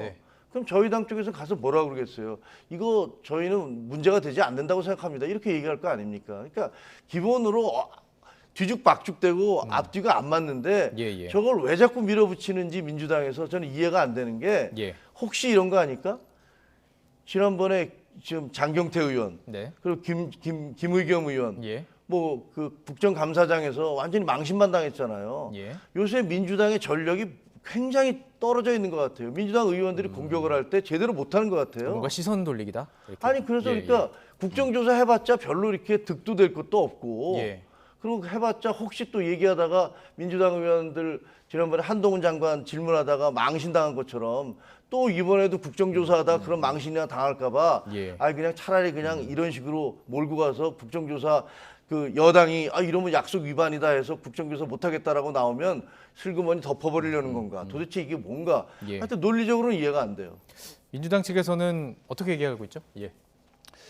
일단 오늘 그 김재원 최고위원이 그 김어준의 뉴스공장 그 방송에 가서 김어준 씨한테 음모론에서 좀 빠져나와라 이런 얘기를 했거든요. 오늘 제가 존경하는 김종혁 위원께서 너무 음모론적인 얘기를 지금 하셔가지고 뭐 장경태를 덮기 위해서 한다 뭐 이게 좀 많이 나가셨다라고 생각을 합니다. 저는 이 해임 건의안은 이제 할 수 있다라고 보는데 지금 상황에서 사실 국정조사 합의하고 나서 민주당이 바로 한 거 자체는 이런 반발을 좀 부를 수 있다라고 봅니다. 근데 기본적으로 믿음이 없어요. 그러니까 옛날에 이런 일이 참사가 벌어졌을 때는 정부에서 알아서 장관이 이제 책임을 지고 물러나든지 아니면은 여야 조율로 이거는 해줘야 되는 거 아니야, 물러나야 되는 거 아니야라고 해서 되는데 지금은 아예 강대강 대치기 때문에 국정조사 끝난다고 그러면 이상민 장관이 물러날까? 법적으로 법꾸라지처럼 빠져나가는 거 아니야? 이런 생각이 이제 야당에 있는 거예요. 그러니까 이게 지금 이렇게 되는 건데 해임 건의안은 사실은 참사 초기에 내는 게 가장 좋았다. 낼 거였으면은 그런 뭐 생각입니다. 그래서 뭐 이제 그 탄핵소추안 같은 경우에는 지금 민주당에서는 법무법인의 어떤 자문까지 구해서 이게 법 위반 소지가 충분히 있다라고 이제 자체적으로는 판단을 하고 있는데 그거는 이제 뭐 헌재를 가봐야 되는 문제고 중요한 거는 어쨌든 지금까지 탄핵소추안이 15번이 발의가 됐는데 그 중에서 3번만 이제 통과가 됐거든요. 그게 노무현 대통령, 박근혜 대통령 그리고 임성근 부장판사입니다. 그러니까 나머지 12번에 대해서는 야당에서도 예를 들면은 뭐 홍남기 부총리 뭐 이를테면 국민의힘에서도 옛날에 막 탄핵소추안 발의를 하네 뭐 이런 일이 있었거든요. 어느 정도 정치적 공세 성격이 있다. 근데 이거는 이 사람이 이 정도 문제니까 우리가 여기까지 할 수밖에 없다. 뭐 이런 것들을 좀 보여주는 상황이다. 이렇게 봐야 될 것 같습니다. 자, 그러니까 지금 이상민 장관의 시선이 쏠리는 것이 당연한 상황입니다. 이상민 장관 국회 행안위 전체 회의에 참석을 했죠. 여야는 이 장관을 상대로 발언권을 놓고 거센 설전을 벌이기도 했습니다. 이 주요 장면 좀 모아봤습니다. 함께 보시죠.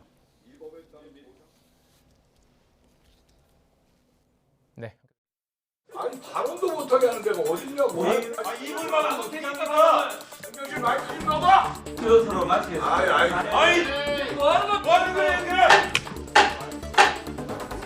이상민 장관님. 이 오늘 여기서 모셔서도 알겠지. 지금 우리 장관님 마이크를 면 났잖아. 끝나고 말도 못해. 힘들어서 진짜. 아니 끝나고 말도 못해. 여기가 당신들 방이야? 어디서? 여기가 니네 집이야? 너희 나한테 뭐라고? 지금 뭐라고? 말은 퇴장하십시오. 장관이 뭐라고? 조용히 앉아. 테니까. 이만희 강사님, 그런 식으로 하고 있어 지금. 이만희 강사님,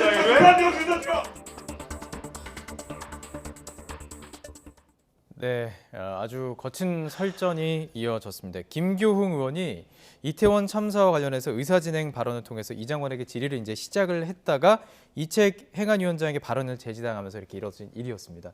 어떻게 보셨어요? 이게 정치를 하다 보면 일어날 수 있는 일로 보시는지요? 아니면 부끄럽죠, 뭐. 예. 뭐 저만 그러겠습니까? 네. 보시는 분들 다 똑같이 생각할 텐데. 예. 근데 솔직히 말씀드리면 이번에 국정조사에서 저런 장면 계속 되풀이될 겁니다. 시작도 하기 전에 보통 네, 그렇죠. 지금 시작도 하기 전에 저러잖아요. 예. 그러니까 저는 사실 국정조사 무용론을 많이 얘기하는 입장인데 네. 국정조사를 하려면 저런 식으로 하면 안 돼요. 의원들이 하는 게 아니라 전문가들을 앞에 놓고 의원들은 뒤에 앉아서 있고 그런 전문가들이 조사한 걸 가지고 질문을 하고 답을 하는 이런 거 미국식으로 이렇게 청문회 하듯이 해야 되는데 네. 우리는 뭐 의원들이 나와서 그 장관한테 보나마나 한 3분 질문이면 2분 50초는 자기가 떠들고 그다음에 10초 정도 얘기하려면 이런 식으로 얘기하든가 증인들 불러놓고 그냥 한마디도 묻지 않고 다시 돌아가게 하든가 이런 일들 비일비재할 것이고 지금 오늘 행안위에서 벌어졌던 저 사태 저거 아마 국민들 계속 보시게 될 거예요. 계속 보시게 되면서 아마 국회에 대해서 혐오감이라든가 국회에 대한 어떤 무시, 그다음에 국회에 대한 실망 이런 것들 더 쌓아질 겁니다. 그래서 사실은 저희는 일단 특별수사본부에서 수사 결과가 나오면 적어도 그런 기본 자료가 있으면 그걸 근거로 해서 그 국정조사를 하든지 뭐든지 합시다 이렇게 얘기를 했던 건데 그 결과 나오기도 전에 하자고 야당이 계속 외쳤던 거 아닙니까?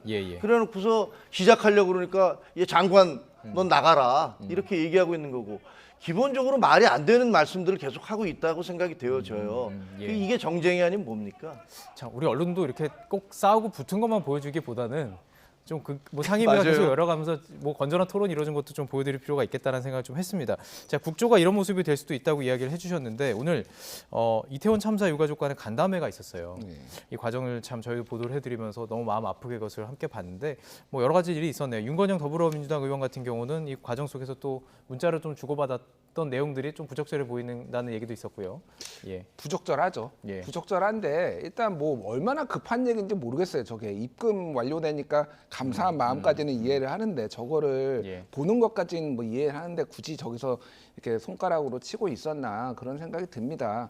그리고 저거를 또 찍히는 것도 제가 그래서 여러 방송 나가는데 여러 방송 나갈 때마다 우리 국회의원하고 국무위원님들은 다 보호필름 좀 붙여라. 사생활 방지 보호필름 같은 사생활 방지 보호필름이고 저게 이제 또 이런 카메라나 이런 게 찍히면은 이제 안 보이거든요.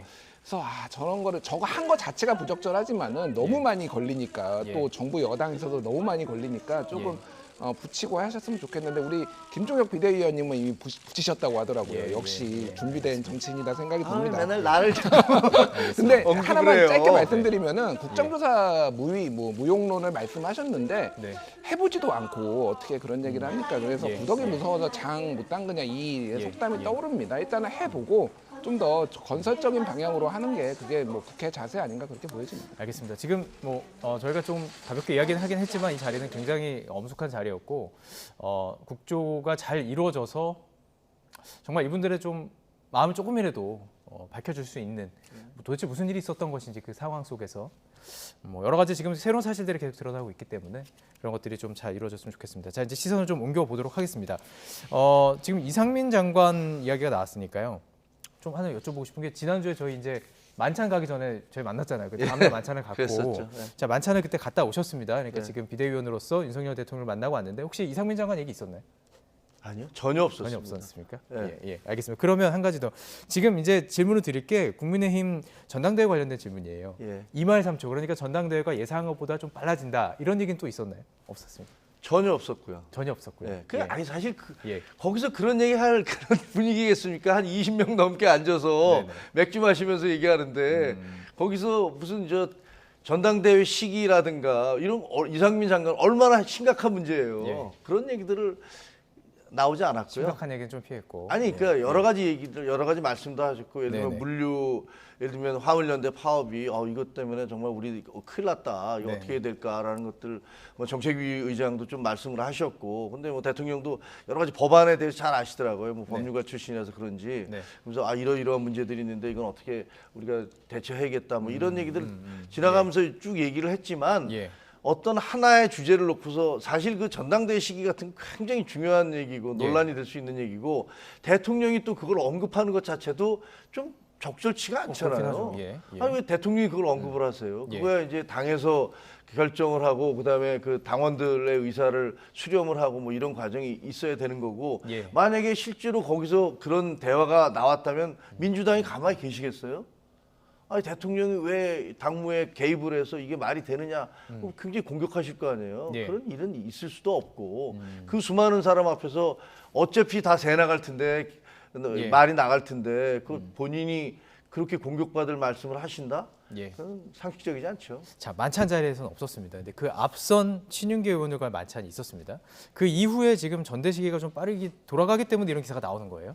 그리고 그러니까 뭐 22일인지 23일인지 모르겠으나 소위 말하는 이제 친윤계 윤핵관 4인 그 부부 동반 회동이 있었고, 그리고 또 하나가 이제 언론 보도가 있었는데, 그러니까 11월 29일에 나온 언론 보도였는데, 그 정진석 비대위원장이 그 만찬 1시간 전에 윤 대통령과 독대를 하고 전당대회 시점을 논의를 했다라는 거예요. 그때 정진석 비대위원장은 5월 말을 얘기를 했지만은 윤석열 대통령이 부정적 의견에 피력하면서 3초로 거의 이제 확정적으로 굳어졌다, 뭐 이렇게 얘기가 나옵니다. 그래서 뭐 그거는 사실은 여당에서 알아서 할 문제죠. 그게 근데 6월까지 이게 비대위라고 하면 비상 상황인데, 역대 비대위를 보면은 기간이 뭐 이렇게 긴 적은 없었거든요. 그런다고 본다면은 뭐 5월 말까지 가는 거는 조금 뭐 과욕이다, 이렇게 비춰질 수도 있을 것 같습니다. 물론 이게 당무감사, 당협위원장 교체 등등의 이슈가 있다고 하더라도 뭐 그래서 시기 자체는 뭐 국민의힘에서 이제 알아서 할 문제인 것 같은데, 그러니까 너무 근데 대통령께서 직접적으로 당무에 개입하는 것 같은 모양새들, 먼저 윤핵관들 만나고 이런 것들 상의하고 뭐 이런 것들이 글쎄 국민들이 보시기에는 딱히 좋아 보이지는 않을 것 같습니다. 그러니까 전당대회가 그러니까 친윤계냐 비윤계냐 이런 이제 어떤 관심이 됐기 때문에 이제 이런 얘기가 나오는 겁니다. 자, 오늘 혹시 그거 보고 받으셨어요? 지금 전당대회 관련해 가지고 김석기 그 비대위에서 김석기 사무총장께서 그 일정, 왜냐하면 여러 가지 논란들이 있잖아요. 그러니까 지금 그 조직 강화 특위를 열어서 약 70개나 되는 그 비어 있는 그 당협위원장들을 선정을 해야 되고, 그다음에 나머지 당무감사를 2년 동안 전혀 하지 않았기 때문에 이 당무감사도 해야 되거든요. 그러니까 이런 과정들이 쭉 있어요. 그러니까 이런 것들을 하는데 어느 정도 시간이 걸린다, 이런 일정들을 얘기를 하셨고, 그다음에 법률적으로, 왜냐하면 그 전당대회 준비위원회 전준희가 모든 것을 다 결정한다고 저도 알고 있었거든요. 그렇게. 근데 김석기 사무총장께서 그게 아니라 비대위에서 시기를 결정을 해줘야 된다.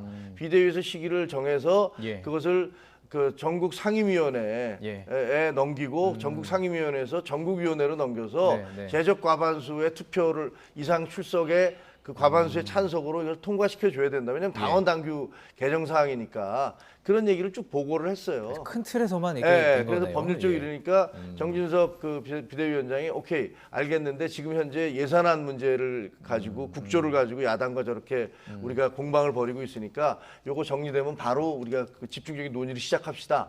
이렇게 얘기를 했고, 그다음에 거기서 이제 여러 가지 의견들, 예를 들어 룰 같은 것들을 어떻게 할 것이냐, 룰 세팅 있잖아요. 룰이죠. 그런 것들에 대해서도 얘기를 뭐 일부 얘기가 있었는데, 그런 것들은 그럼 우리 당원들한테 한번 물어볼까? 뭐 이런 얘기도 아이디어로 있었어요. 근데 결정된 건 아니고 뭐 이런 여러 가지 얘기들이 좀 있었어요. 혹시 뭐 이렇게 7대3, 그러니까 여론조사와 당심 이거 비율이에요. 이런 얘기 혹시 나왔나요? 아니 그러니까 그게 룰이잖아요. 자세하게는 안 나왔고. 자세하게 할 수도 없는 거고, 또 어떤 사람이 뭐 5대5로 합시다, 7대3으로 합시다, 9대1로 이렇게 얘기할 수 없잖아요. 누가 그렇게 얘기할 수 있겠어요. 그럼 그건 좀 어쩜 뭐랄까 여론 동향 같은 것도, 무엇보다도 우리 저희들한테는 저희 당원들이 제일 중요하잖아요. 당원들이 어떻게 생각하시는지 이런 부분들에 대해서도 좀 알아봅시다. 뭐 이런 정도의 얘기를 한 거죠. 지금 현재 당원 투표 여론조사 비율이 7대3이잖아요. 근데 이게 뭐 국민의힘뿐만 아니라 이제 뭐 민주당에도 이게 상당히 중요한 부분이기 때문에 여론조사를 얼마나 포함하느냐, 이게 가장 뭐 핵심이 될 거예요. 근데 이것에 따라서 결국에는 친윤이냐 비윤이냐 갈릴 가능성이 높잖아요. 그러니까 이제 뭐 예. 소위 말하는 당심과 민심의 괴리 네. 이런 것들이 좀 벌어지지 않기 위해서 예. 국민 여론조사나 아니면 국민들이 이제 직접 뭐 투표를 하는 방식. 민주당은 이제 여론조사는 한 5%밖에 안 들어가고 그렇죠. 이제 투표하는 방식으로 하는데. 네. 중요한 건 그런 것 같습니다. 합의가 되면은 사실 예. 바꿀 수도 있어요. 근데 그 비율이 보니까 뭐 8대2, 9대1 예전에는 아예 예. 뭐 아예 여론조사 빼자 뭐 이런 주장을 하시는 분들까지 있었어요. 네. 이게 그러니까 한마디로 얘기하면은 당심과 민심의 괴리를 보여주는 거죠. 그러니까 예. 민심의 지지를 받는 분들은 당심의 지지를 못 받으니까 서로 이제 유불리를 따져서 지금 얘기가 나오는 거잖아요. 국민의힘이 만약에 이거를 뭐 알아서 할 문제지만은 바꿨을 때 그러면은 정말로 최고의 당대표가 나와서 최고 좋은 결과로 선거를 치를 수 있을 것인가. 이제 예. 이런 것들이 항상 문제가 될 수가 있는 거죠. 그게 역사적 교훈이 있습니다. 뭐 2016년에 어떤 총선 결과 이런 것도 결국은 뭐 진박 논쟁, 친박 논쟁하고 줄 세우기 하다가 결국은 그렇죠. 예. 선거 말아먹은 이런 예. 보수 정당의 이런 아픈 기억이 있는데 그게 지금 재현되는 거 아니냐 이런 우려들이 계속 나오고 있죠. 자, 이런 룰 얘기 나오면서 이제 전당대회 과연 누가 당권을 거머쥐게 될까 관심인데요. 안철수 의원이 요즘 조금 언론의 주목을 받고 있습니다. 당심과 민심 비율을 변경할 이유가 없다 이렇게 이야기를 했는데요. 이 발언 준비했습니다. 들어보시죠. 당심 민심 반영률은 현재 당원대로 7대3을 저는 변경할 이유는 없다고 봅니다. 자꾸 한동훈 장관 얘기가 나오고 있어요. 당대표 나와야 되는 거 아니냐. 또 총선 출마도 가능하다. 정치 경험을 쌓을 필요가 있습니다. 유능한 인재이심은 분명하지만은 근데 지금 국민의힘이 반드시 총선에 이겨야 되는 상황이니까 만에 하나 당대표가 시행착오를 겪으면 안 되지 않습니까? 자, 여러 가지 이야기들이 있었고 또 이런 얘기도 있었습니다. 친윤계 모임으로 불렸던 민들레 이제 이름 바뀌죠. 국민공감으로 바뀌어서 이제 7일에 출범하는데 여기도 뭐 자기는 함께할 수 있다 이런 얘기도 했어요. 네. 예. 본인도 거기 멤버로 들어가 계신 걸로 알고 있는데 글쎄 지금 거기 장제원 의원이나 뭐 다른 분들은 안 참석하시고 이철규 의원은 거기 뭐 참석하신다는 걸로 알고 있는데요. 거기 한 50분 정도 된다면서요. 근데 글쎄 그 50분이나 되는 분들이 다 이렇게 일사불란하게 움직일 수 있을지는 잘 모르겠어요.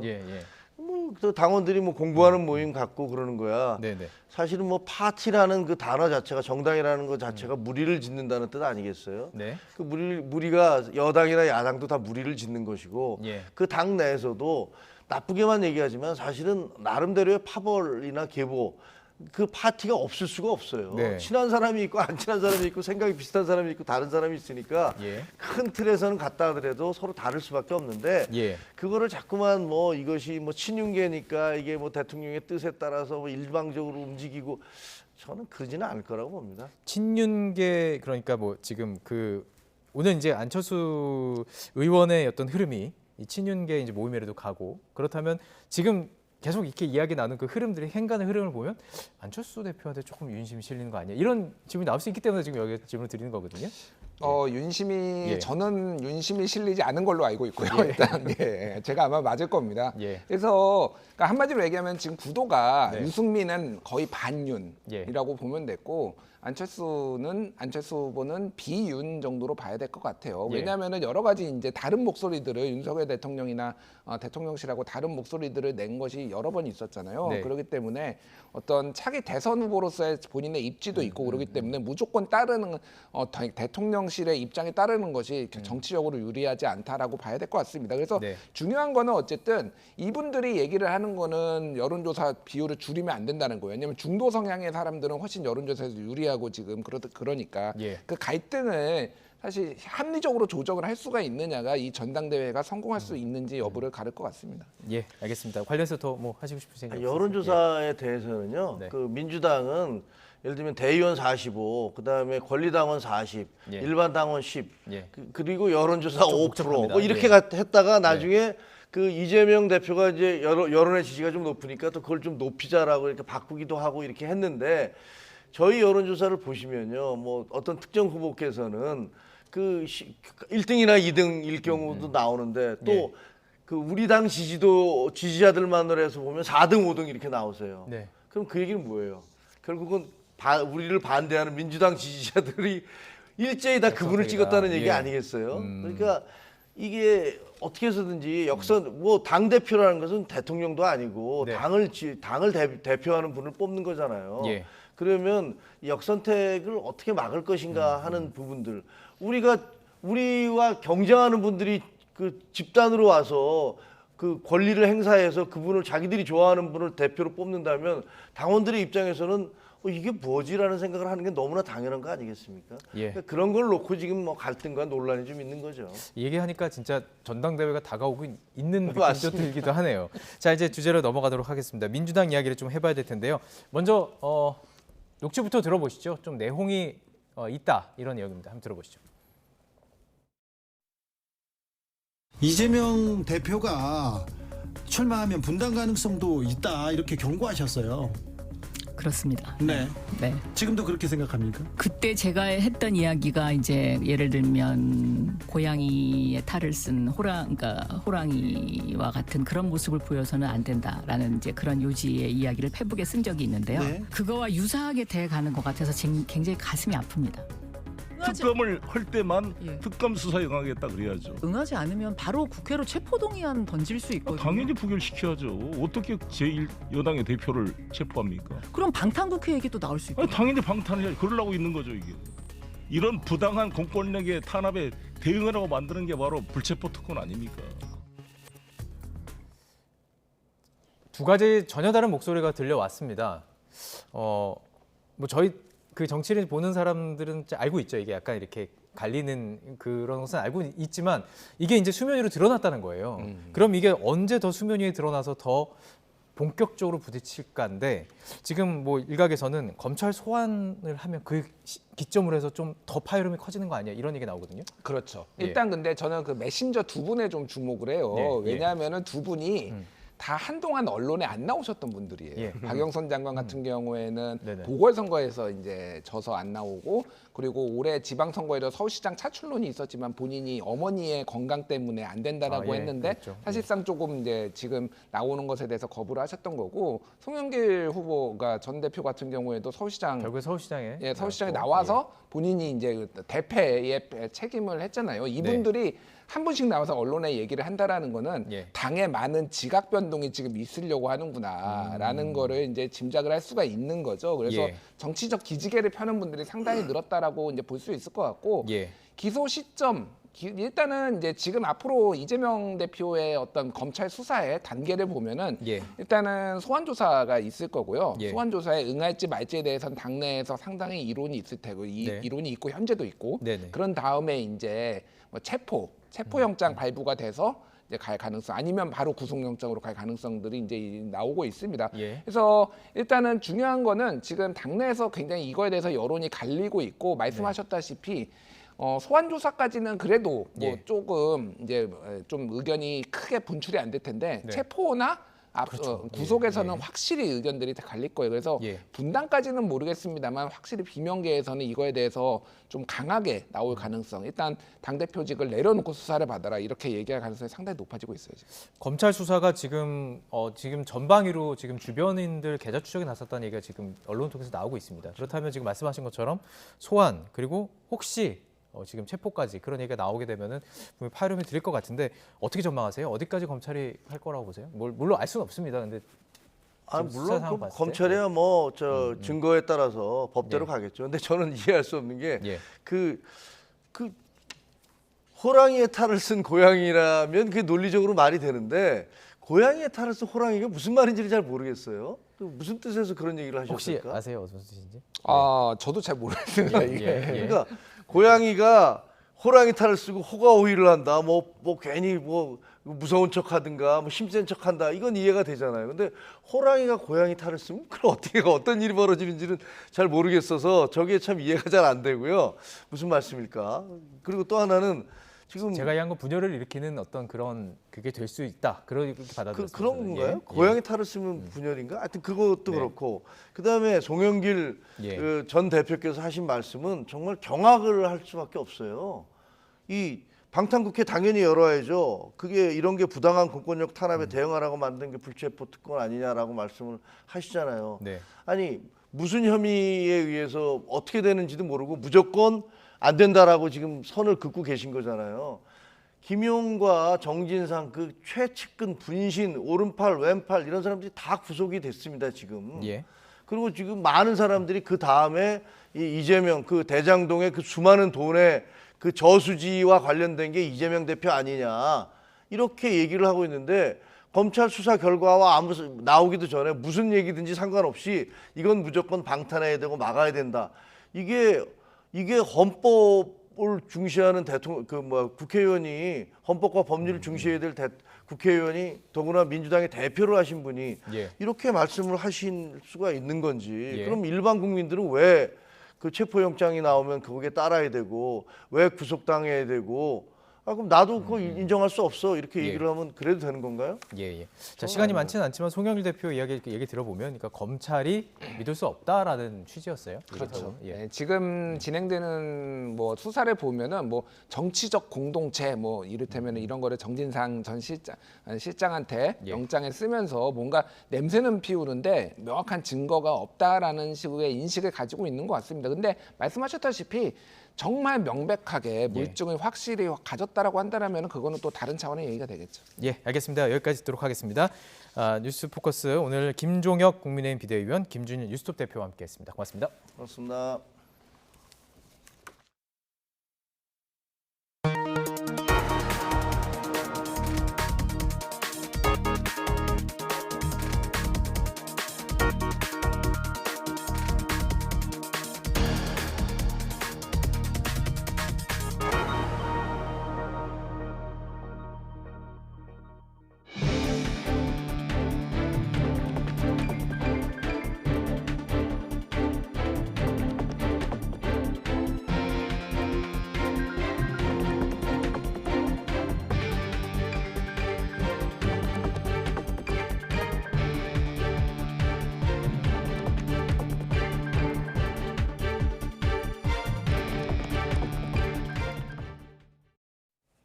네, 월드컵 소식으로 뉴스나이트 이어갑니다. 16강 진출을 위해 무조건 포르투갈을 잡아야 하는 우리 대표팀.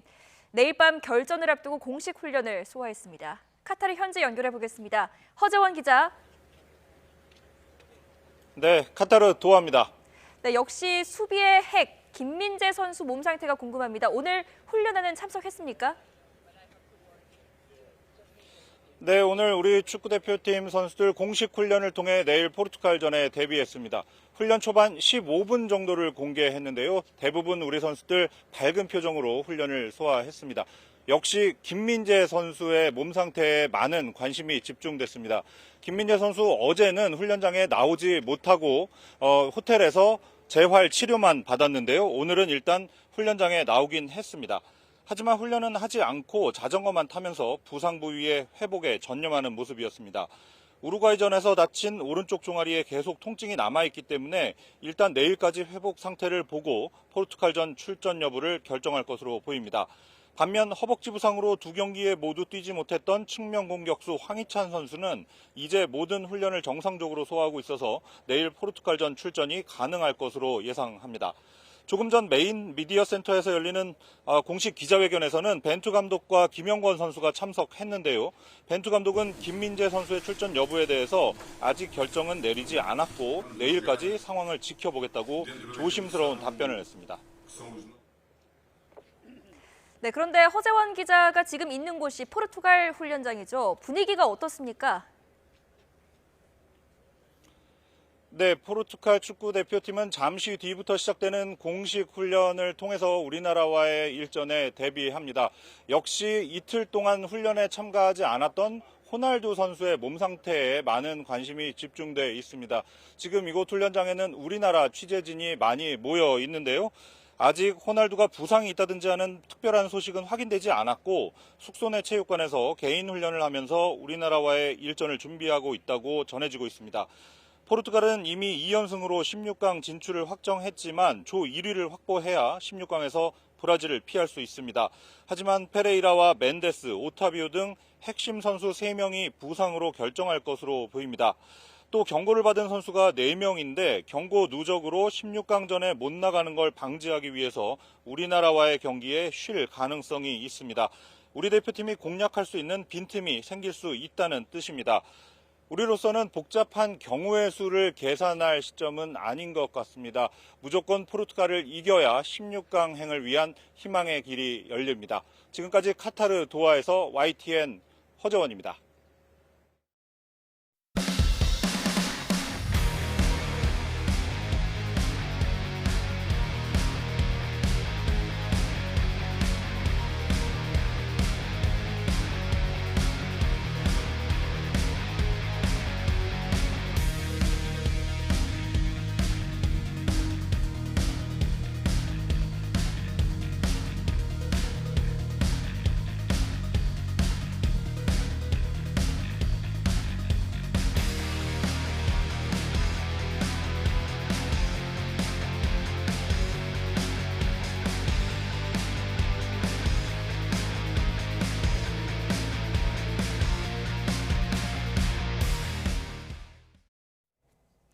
경찰이 오늘 울산 울주군에 있는 시멘트 유통기지에서 방송 차량으로 입구를 막고 운송을 방해한 사건을 접수하고 수사에 들어갔습니다.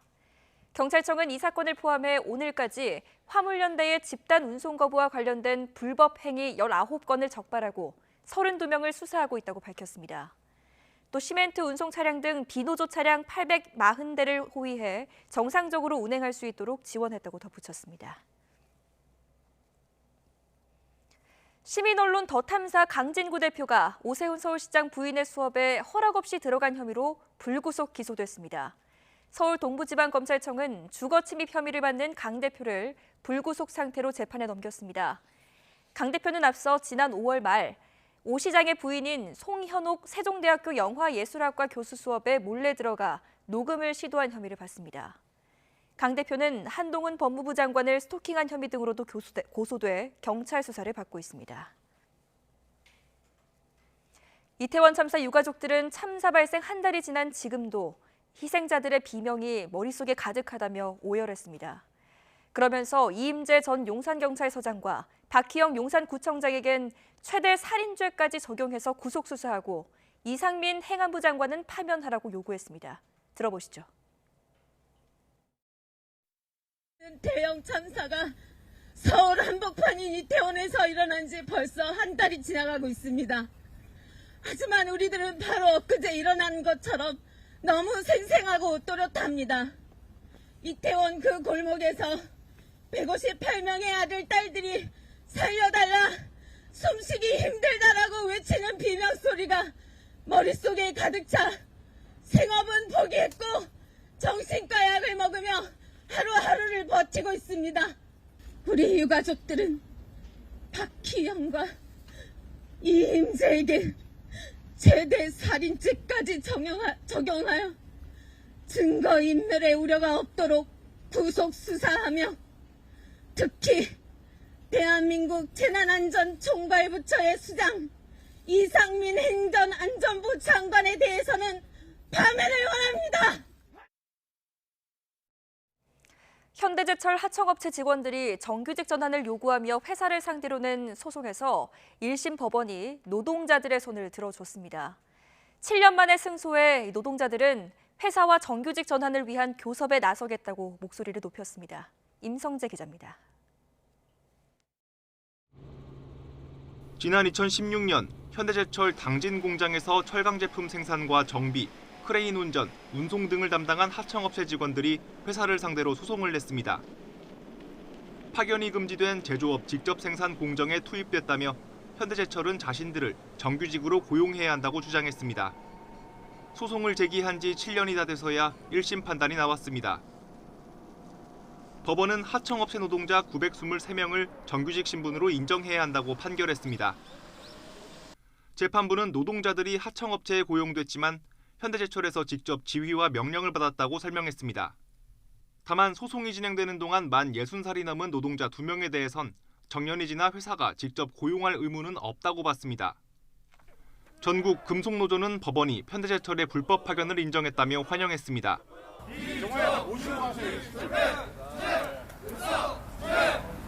또 정규직 전환을 위한 특별교섭을 회사에 요구하겠다며 동시에 임금 청구 소송 등 다른 소송도 이어가겠다고 강조했습니다. 불법 파견으로 천문학적인 이익을 냈으면서도 그 노구의 한마디 사과도 없었습니다. 이 판결 이후에 현대제철에게 공식적으로 정규직 전환을 위한 특별교섭을 요청할 생각입니다. 현대제철은 판결문을 분석한 뒤 항소 등 추후 대응 방안을 논의할 계획입니다. 앞서 현대제철 순천공장 노동자 258명도 정규직 전환을 요구하는 소송 1심에서 이겼고 포스코 하청 노동자 15명은 직접 고용관계를 인정하는 법원의 최종 판단을 받아내기도 했습니다. YTN 임성재입니다. 장애인 이동권 보장을 요구하며 출근길에 지하철 탑승 시위를 해왔던 장애인 단체 활동가들이 검찰에 넘겨졌습니다. 서울 남대문 경찰서는 지하철 운행을 지연시키고 도로를 점거한 혐의로 전국 장애인 차별 철폐연대 회원 11명을 검찰에 불구속 송치했습니다. 이들은 지난해 12월부터 장애인 권리 예산 확보를 촉구하는 시위를 하며 삼각지역, 광화문역에서의 지하철 운행과 시민들의 이동을 방해한 혐의를 받습니다.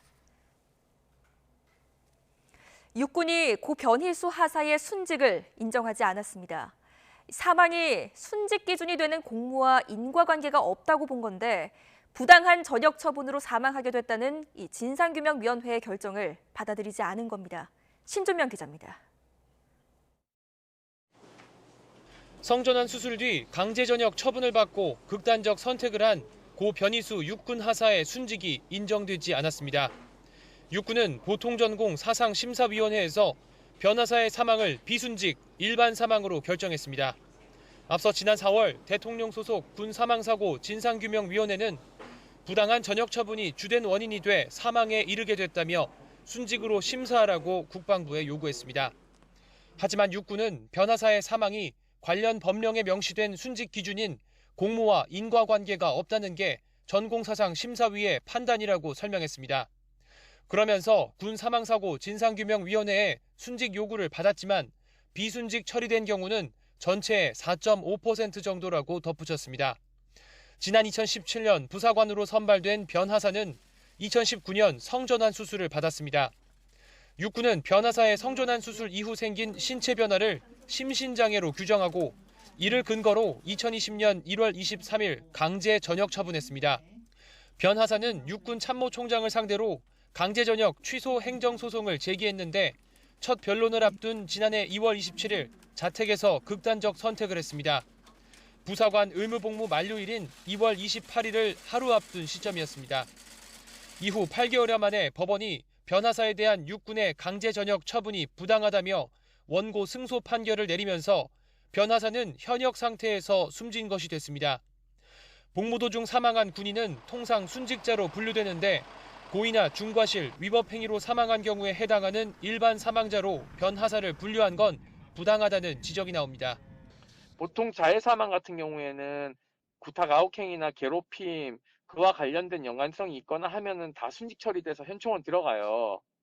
근데 이거는 육군 스스로가 가해자가 되는 거기 때문에 끝까지 아니다라고 얘기하고 싶은 거겠죠. 유가족 측은 법리 검토를 거쳐 국방부를 상대로 재심사를 요청할 것으로 전해졌습니다. YTN 신준명입니다.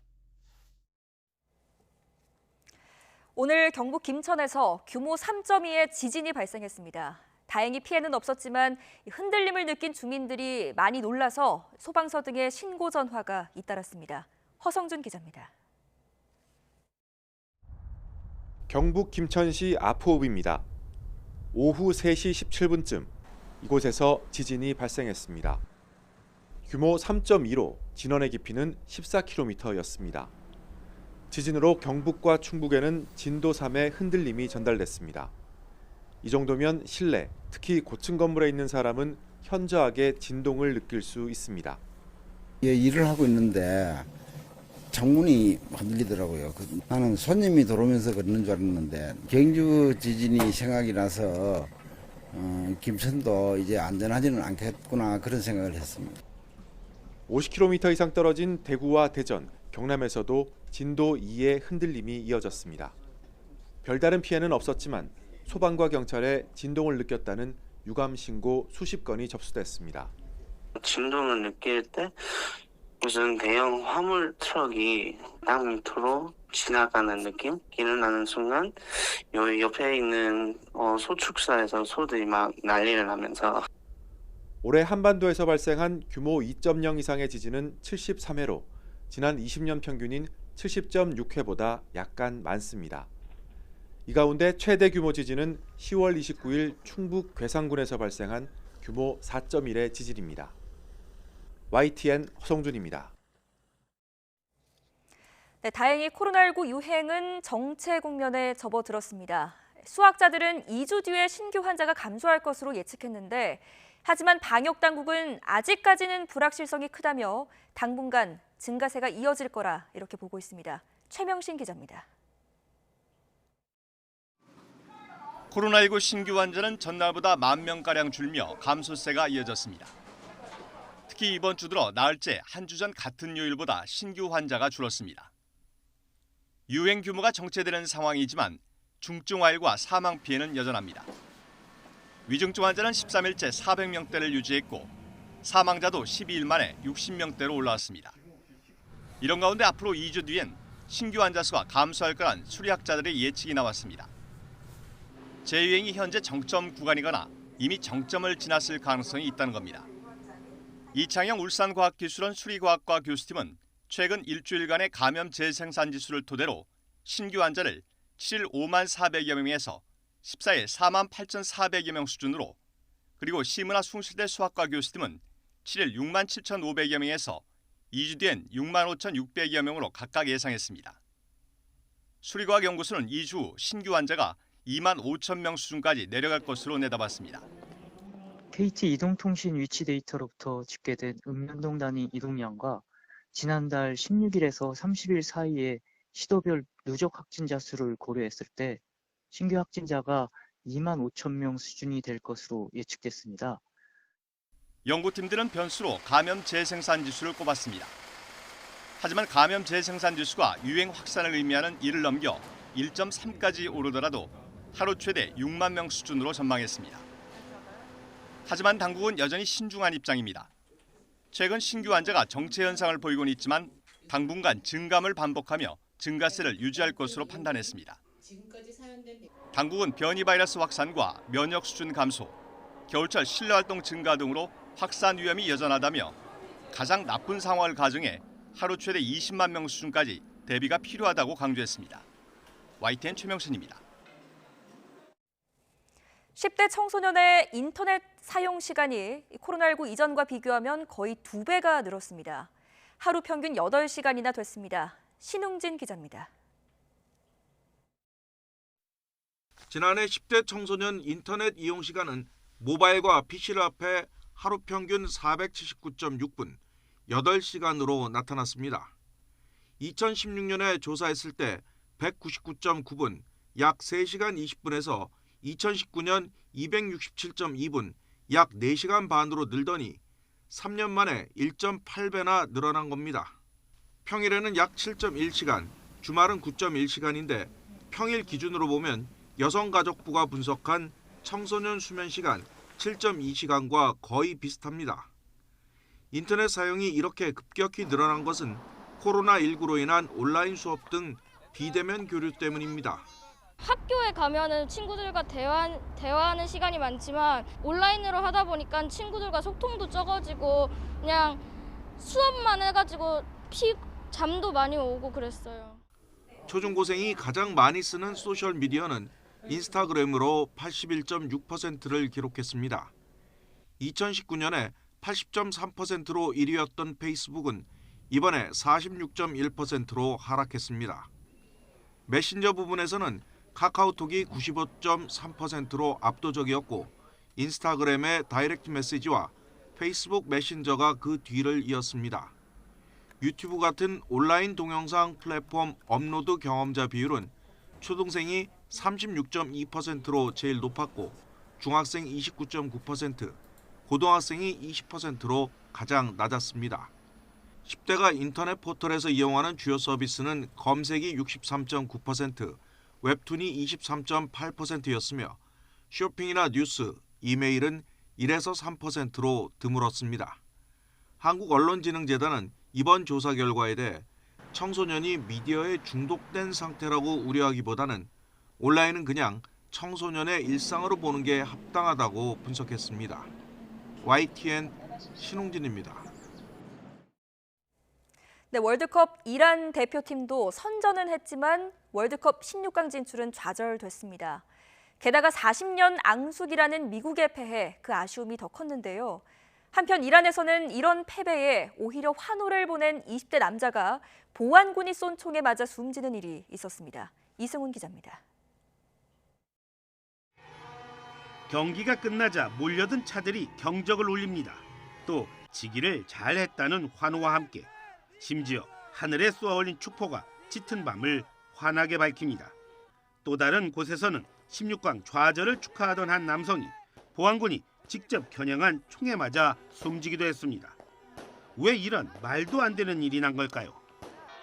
미국과 이란의 경기가 열리는 경기장 밖 분위기는 시작부터 사뭇 달랐습니다.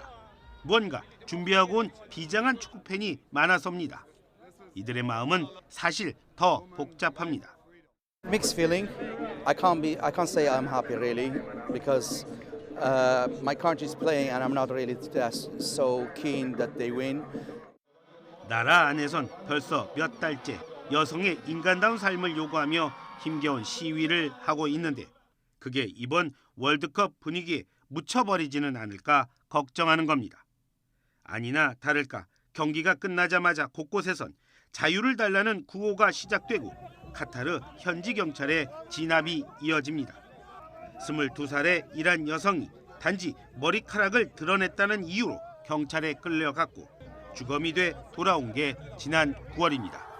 그날 이후 시위 과정에서 보안군의 손에 숨진 사람은 어린이 60명을 포함해 400명을 훌쩍 넘었습니다. YTN 이승훈입니다. 미술 애호가인 그룹 방탄소년단 리더 RM이 미국 미술 전문 매체가 선정한 미술계 혁신가 35인에 포함됐습니다. 미국 아트넷 뉴스는 RM을 열렬한 작품 컬렉터일 뿐만 아니라 적극적인 예술 후원자라고 소개하며 미술계 투자자 분야 혁신가 중 한 명으로 선정했습니다.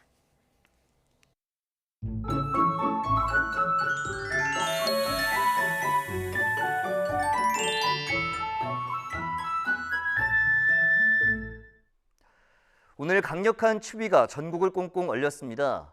칼바람까지 더해지며 말 그대로 추위가 매섭게 느껴졌는데 오늘만큼은 아니지만 내일도 날이 무척 춥습니다. 경기와 강원, 충북에 한파특보가 내려진 가운데 서울 아침 기온이 영하 7도까지 떨어지는 등 평년보다 6도가량 낮겠고 역시 칼바람이 불며 체감 온도는 이보다 더 낮겠습니다. 낮 기온은 2도로 오늘보다 높아지며 영상권에 올라서겠습니다. 하지만 여전히 평년 기온을 5도가량 밑돌겠습니다. 서해안과 제주도에 오락가락 내리는 눈은 내일 새벽부터 점차 그치겠습니다. 반면 다른 지역은 계속해서 구름만 간간히 지날 것으로 보이는데요. 이에 따라 대기가 더욱 건조해집니다. 특히 수도권과 강원, 영남 해안에는 건조주의보도 발효 중인 만큼 화재 예방에 더욱 신경 써주시기 바랍니다. 내일 아침 기온 예년보다 3도에서 6도가량 낮겠습니다. 서울 영하 7도, 춘천 영하 10도, 대전 영하 6도, 대구 영하 4도로 예상됩니다. 낮 기온도 예년보다 4, 5도가량 낮겠습니다. 서울 2도, 대전 4도, 광주 7도, 부산 9도로 예상됩니다. 토요일에는 강추위가 주춤하겠지만 새벽부터 낮 사이 중북부 지방에 눈비가 오겠고 토요일 밤 사이에는 남부지방에 비나 눈이 내릴 전망입니다. 날씨 정보였습니다. 이상으로 뉴스나이트 마치겠습니다. 오늘도 저희와 함께해 주신 여러분 고맙습니다.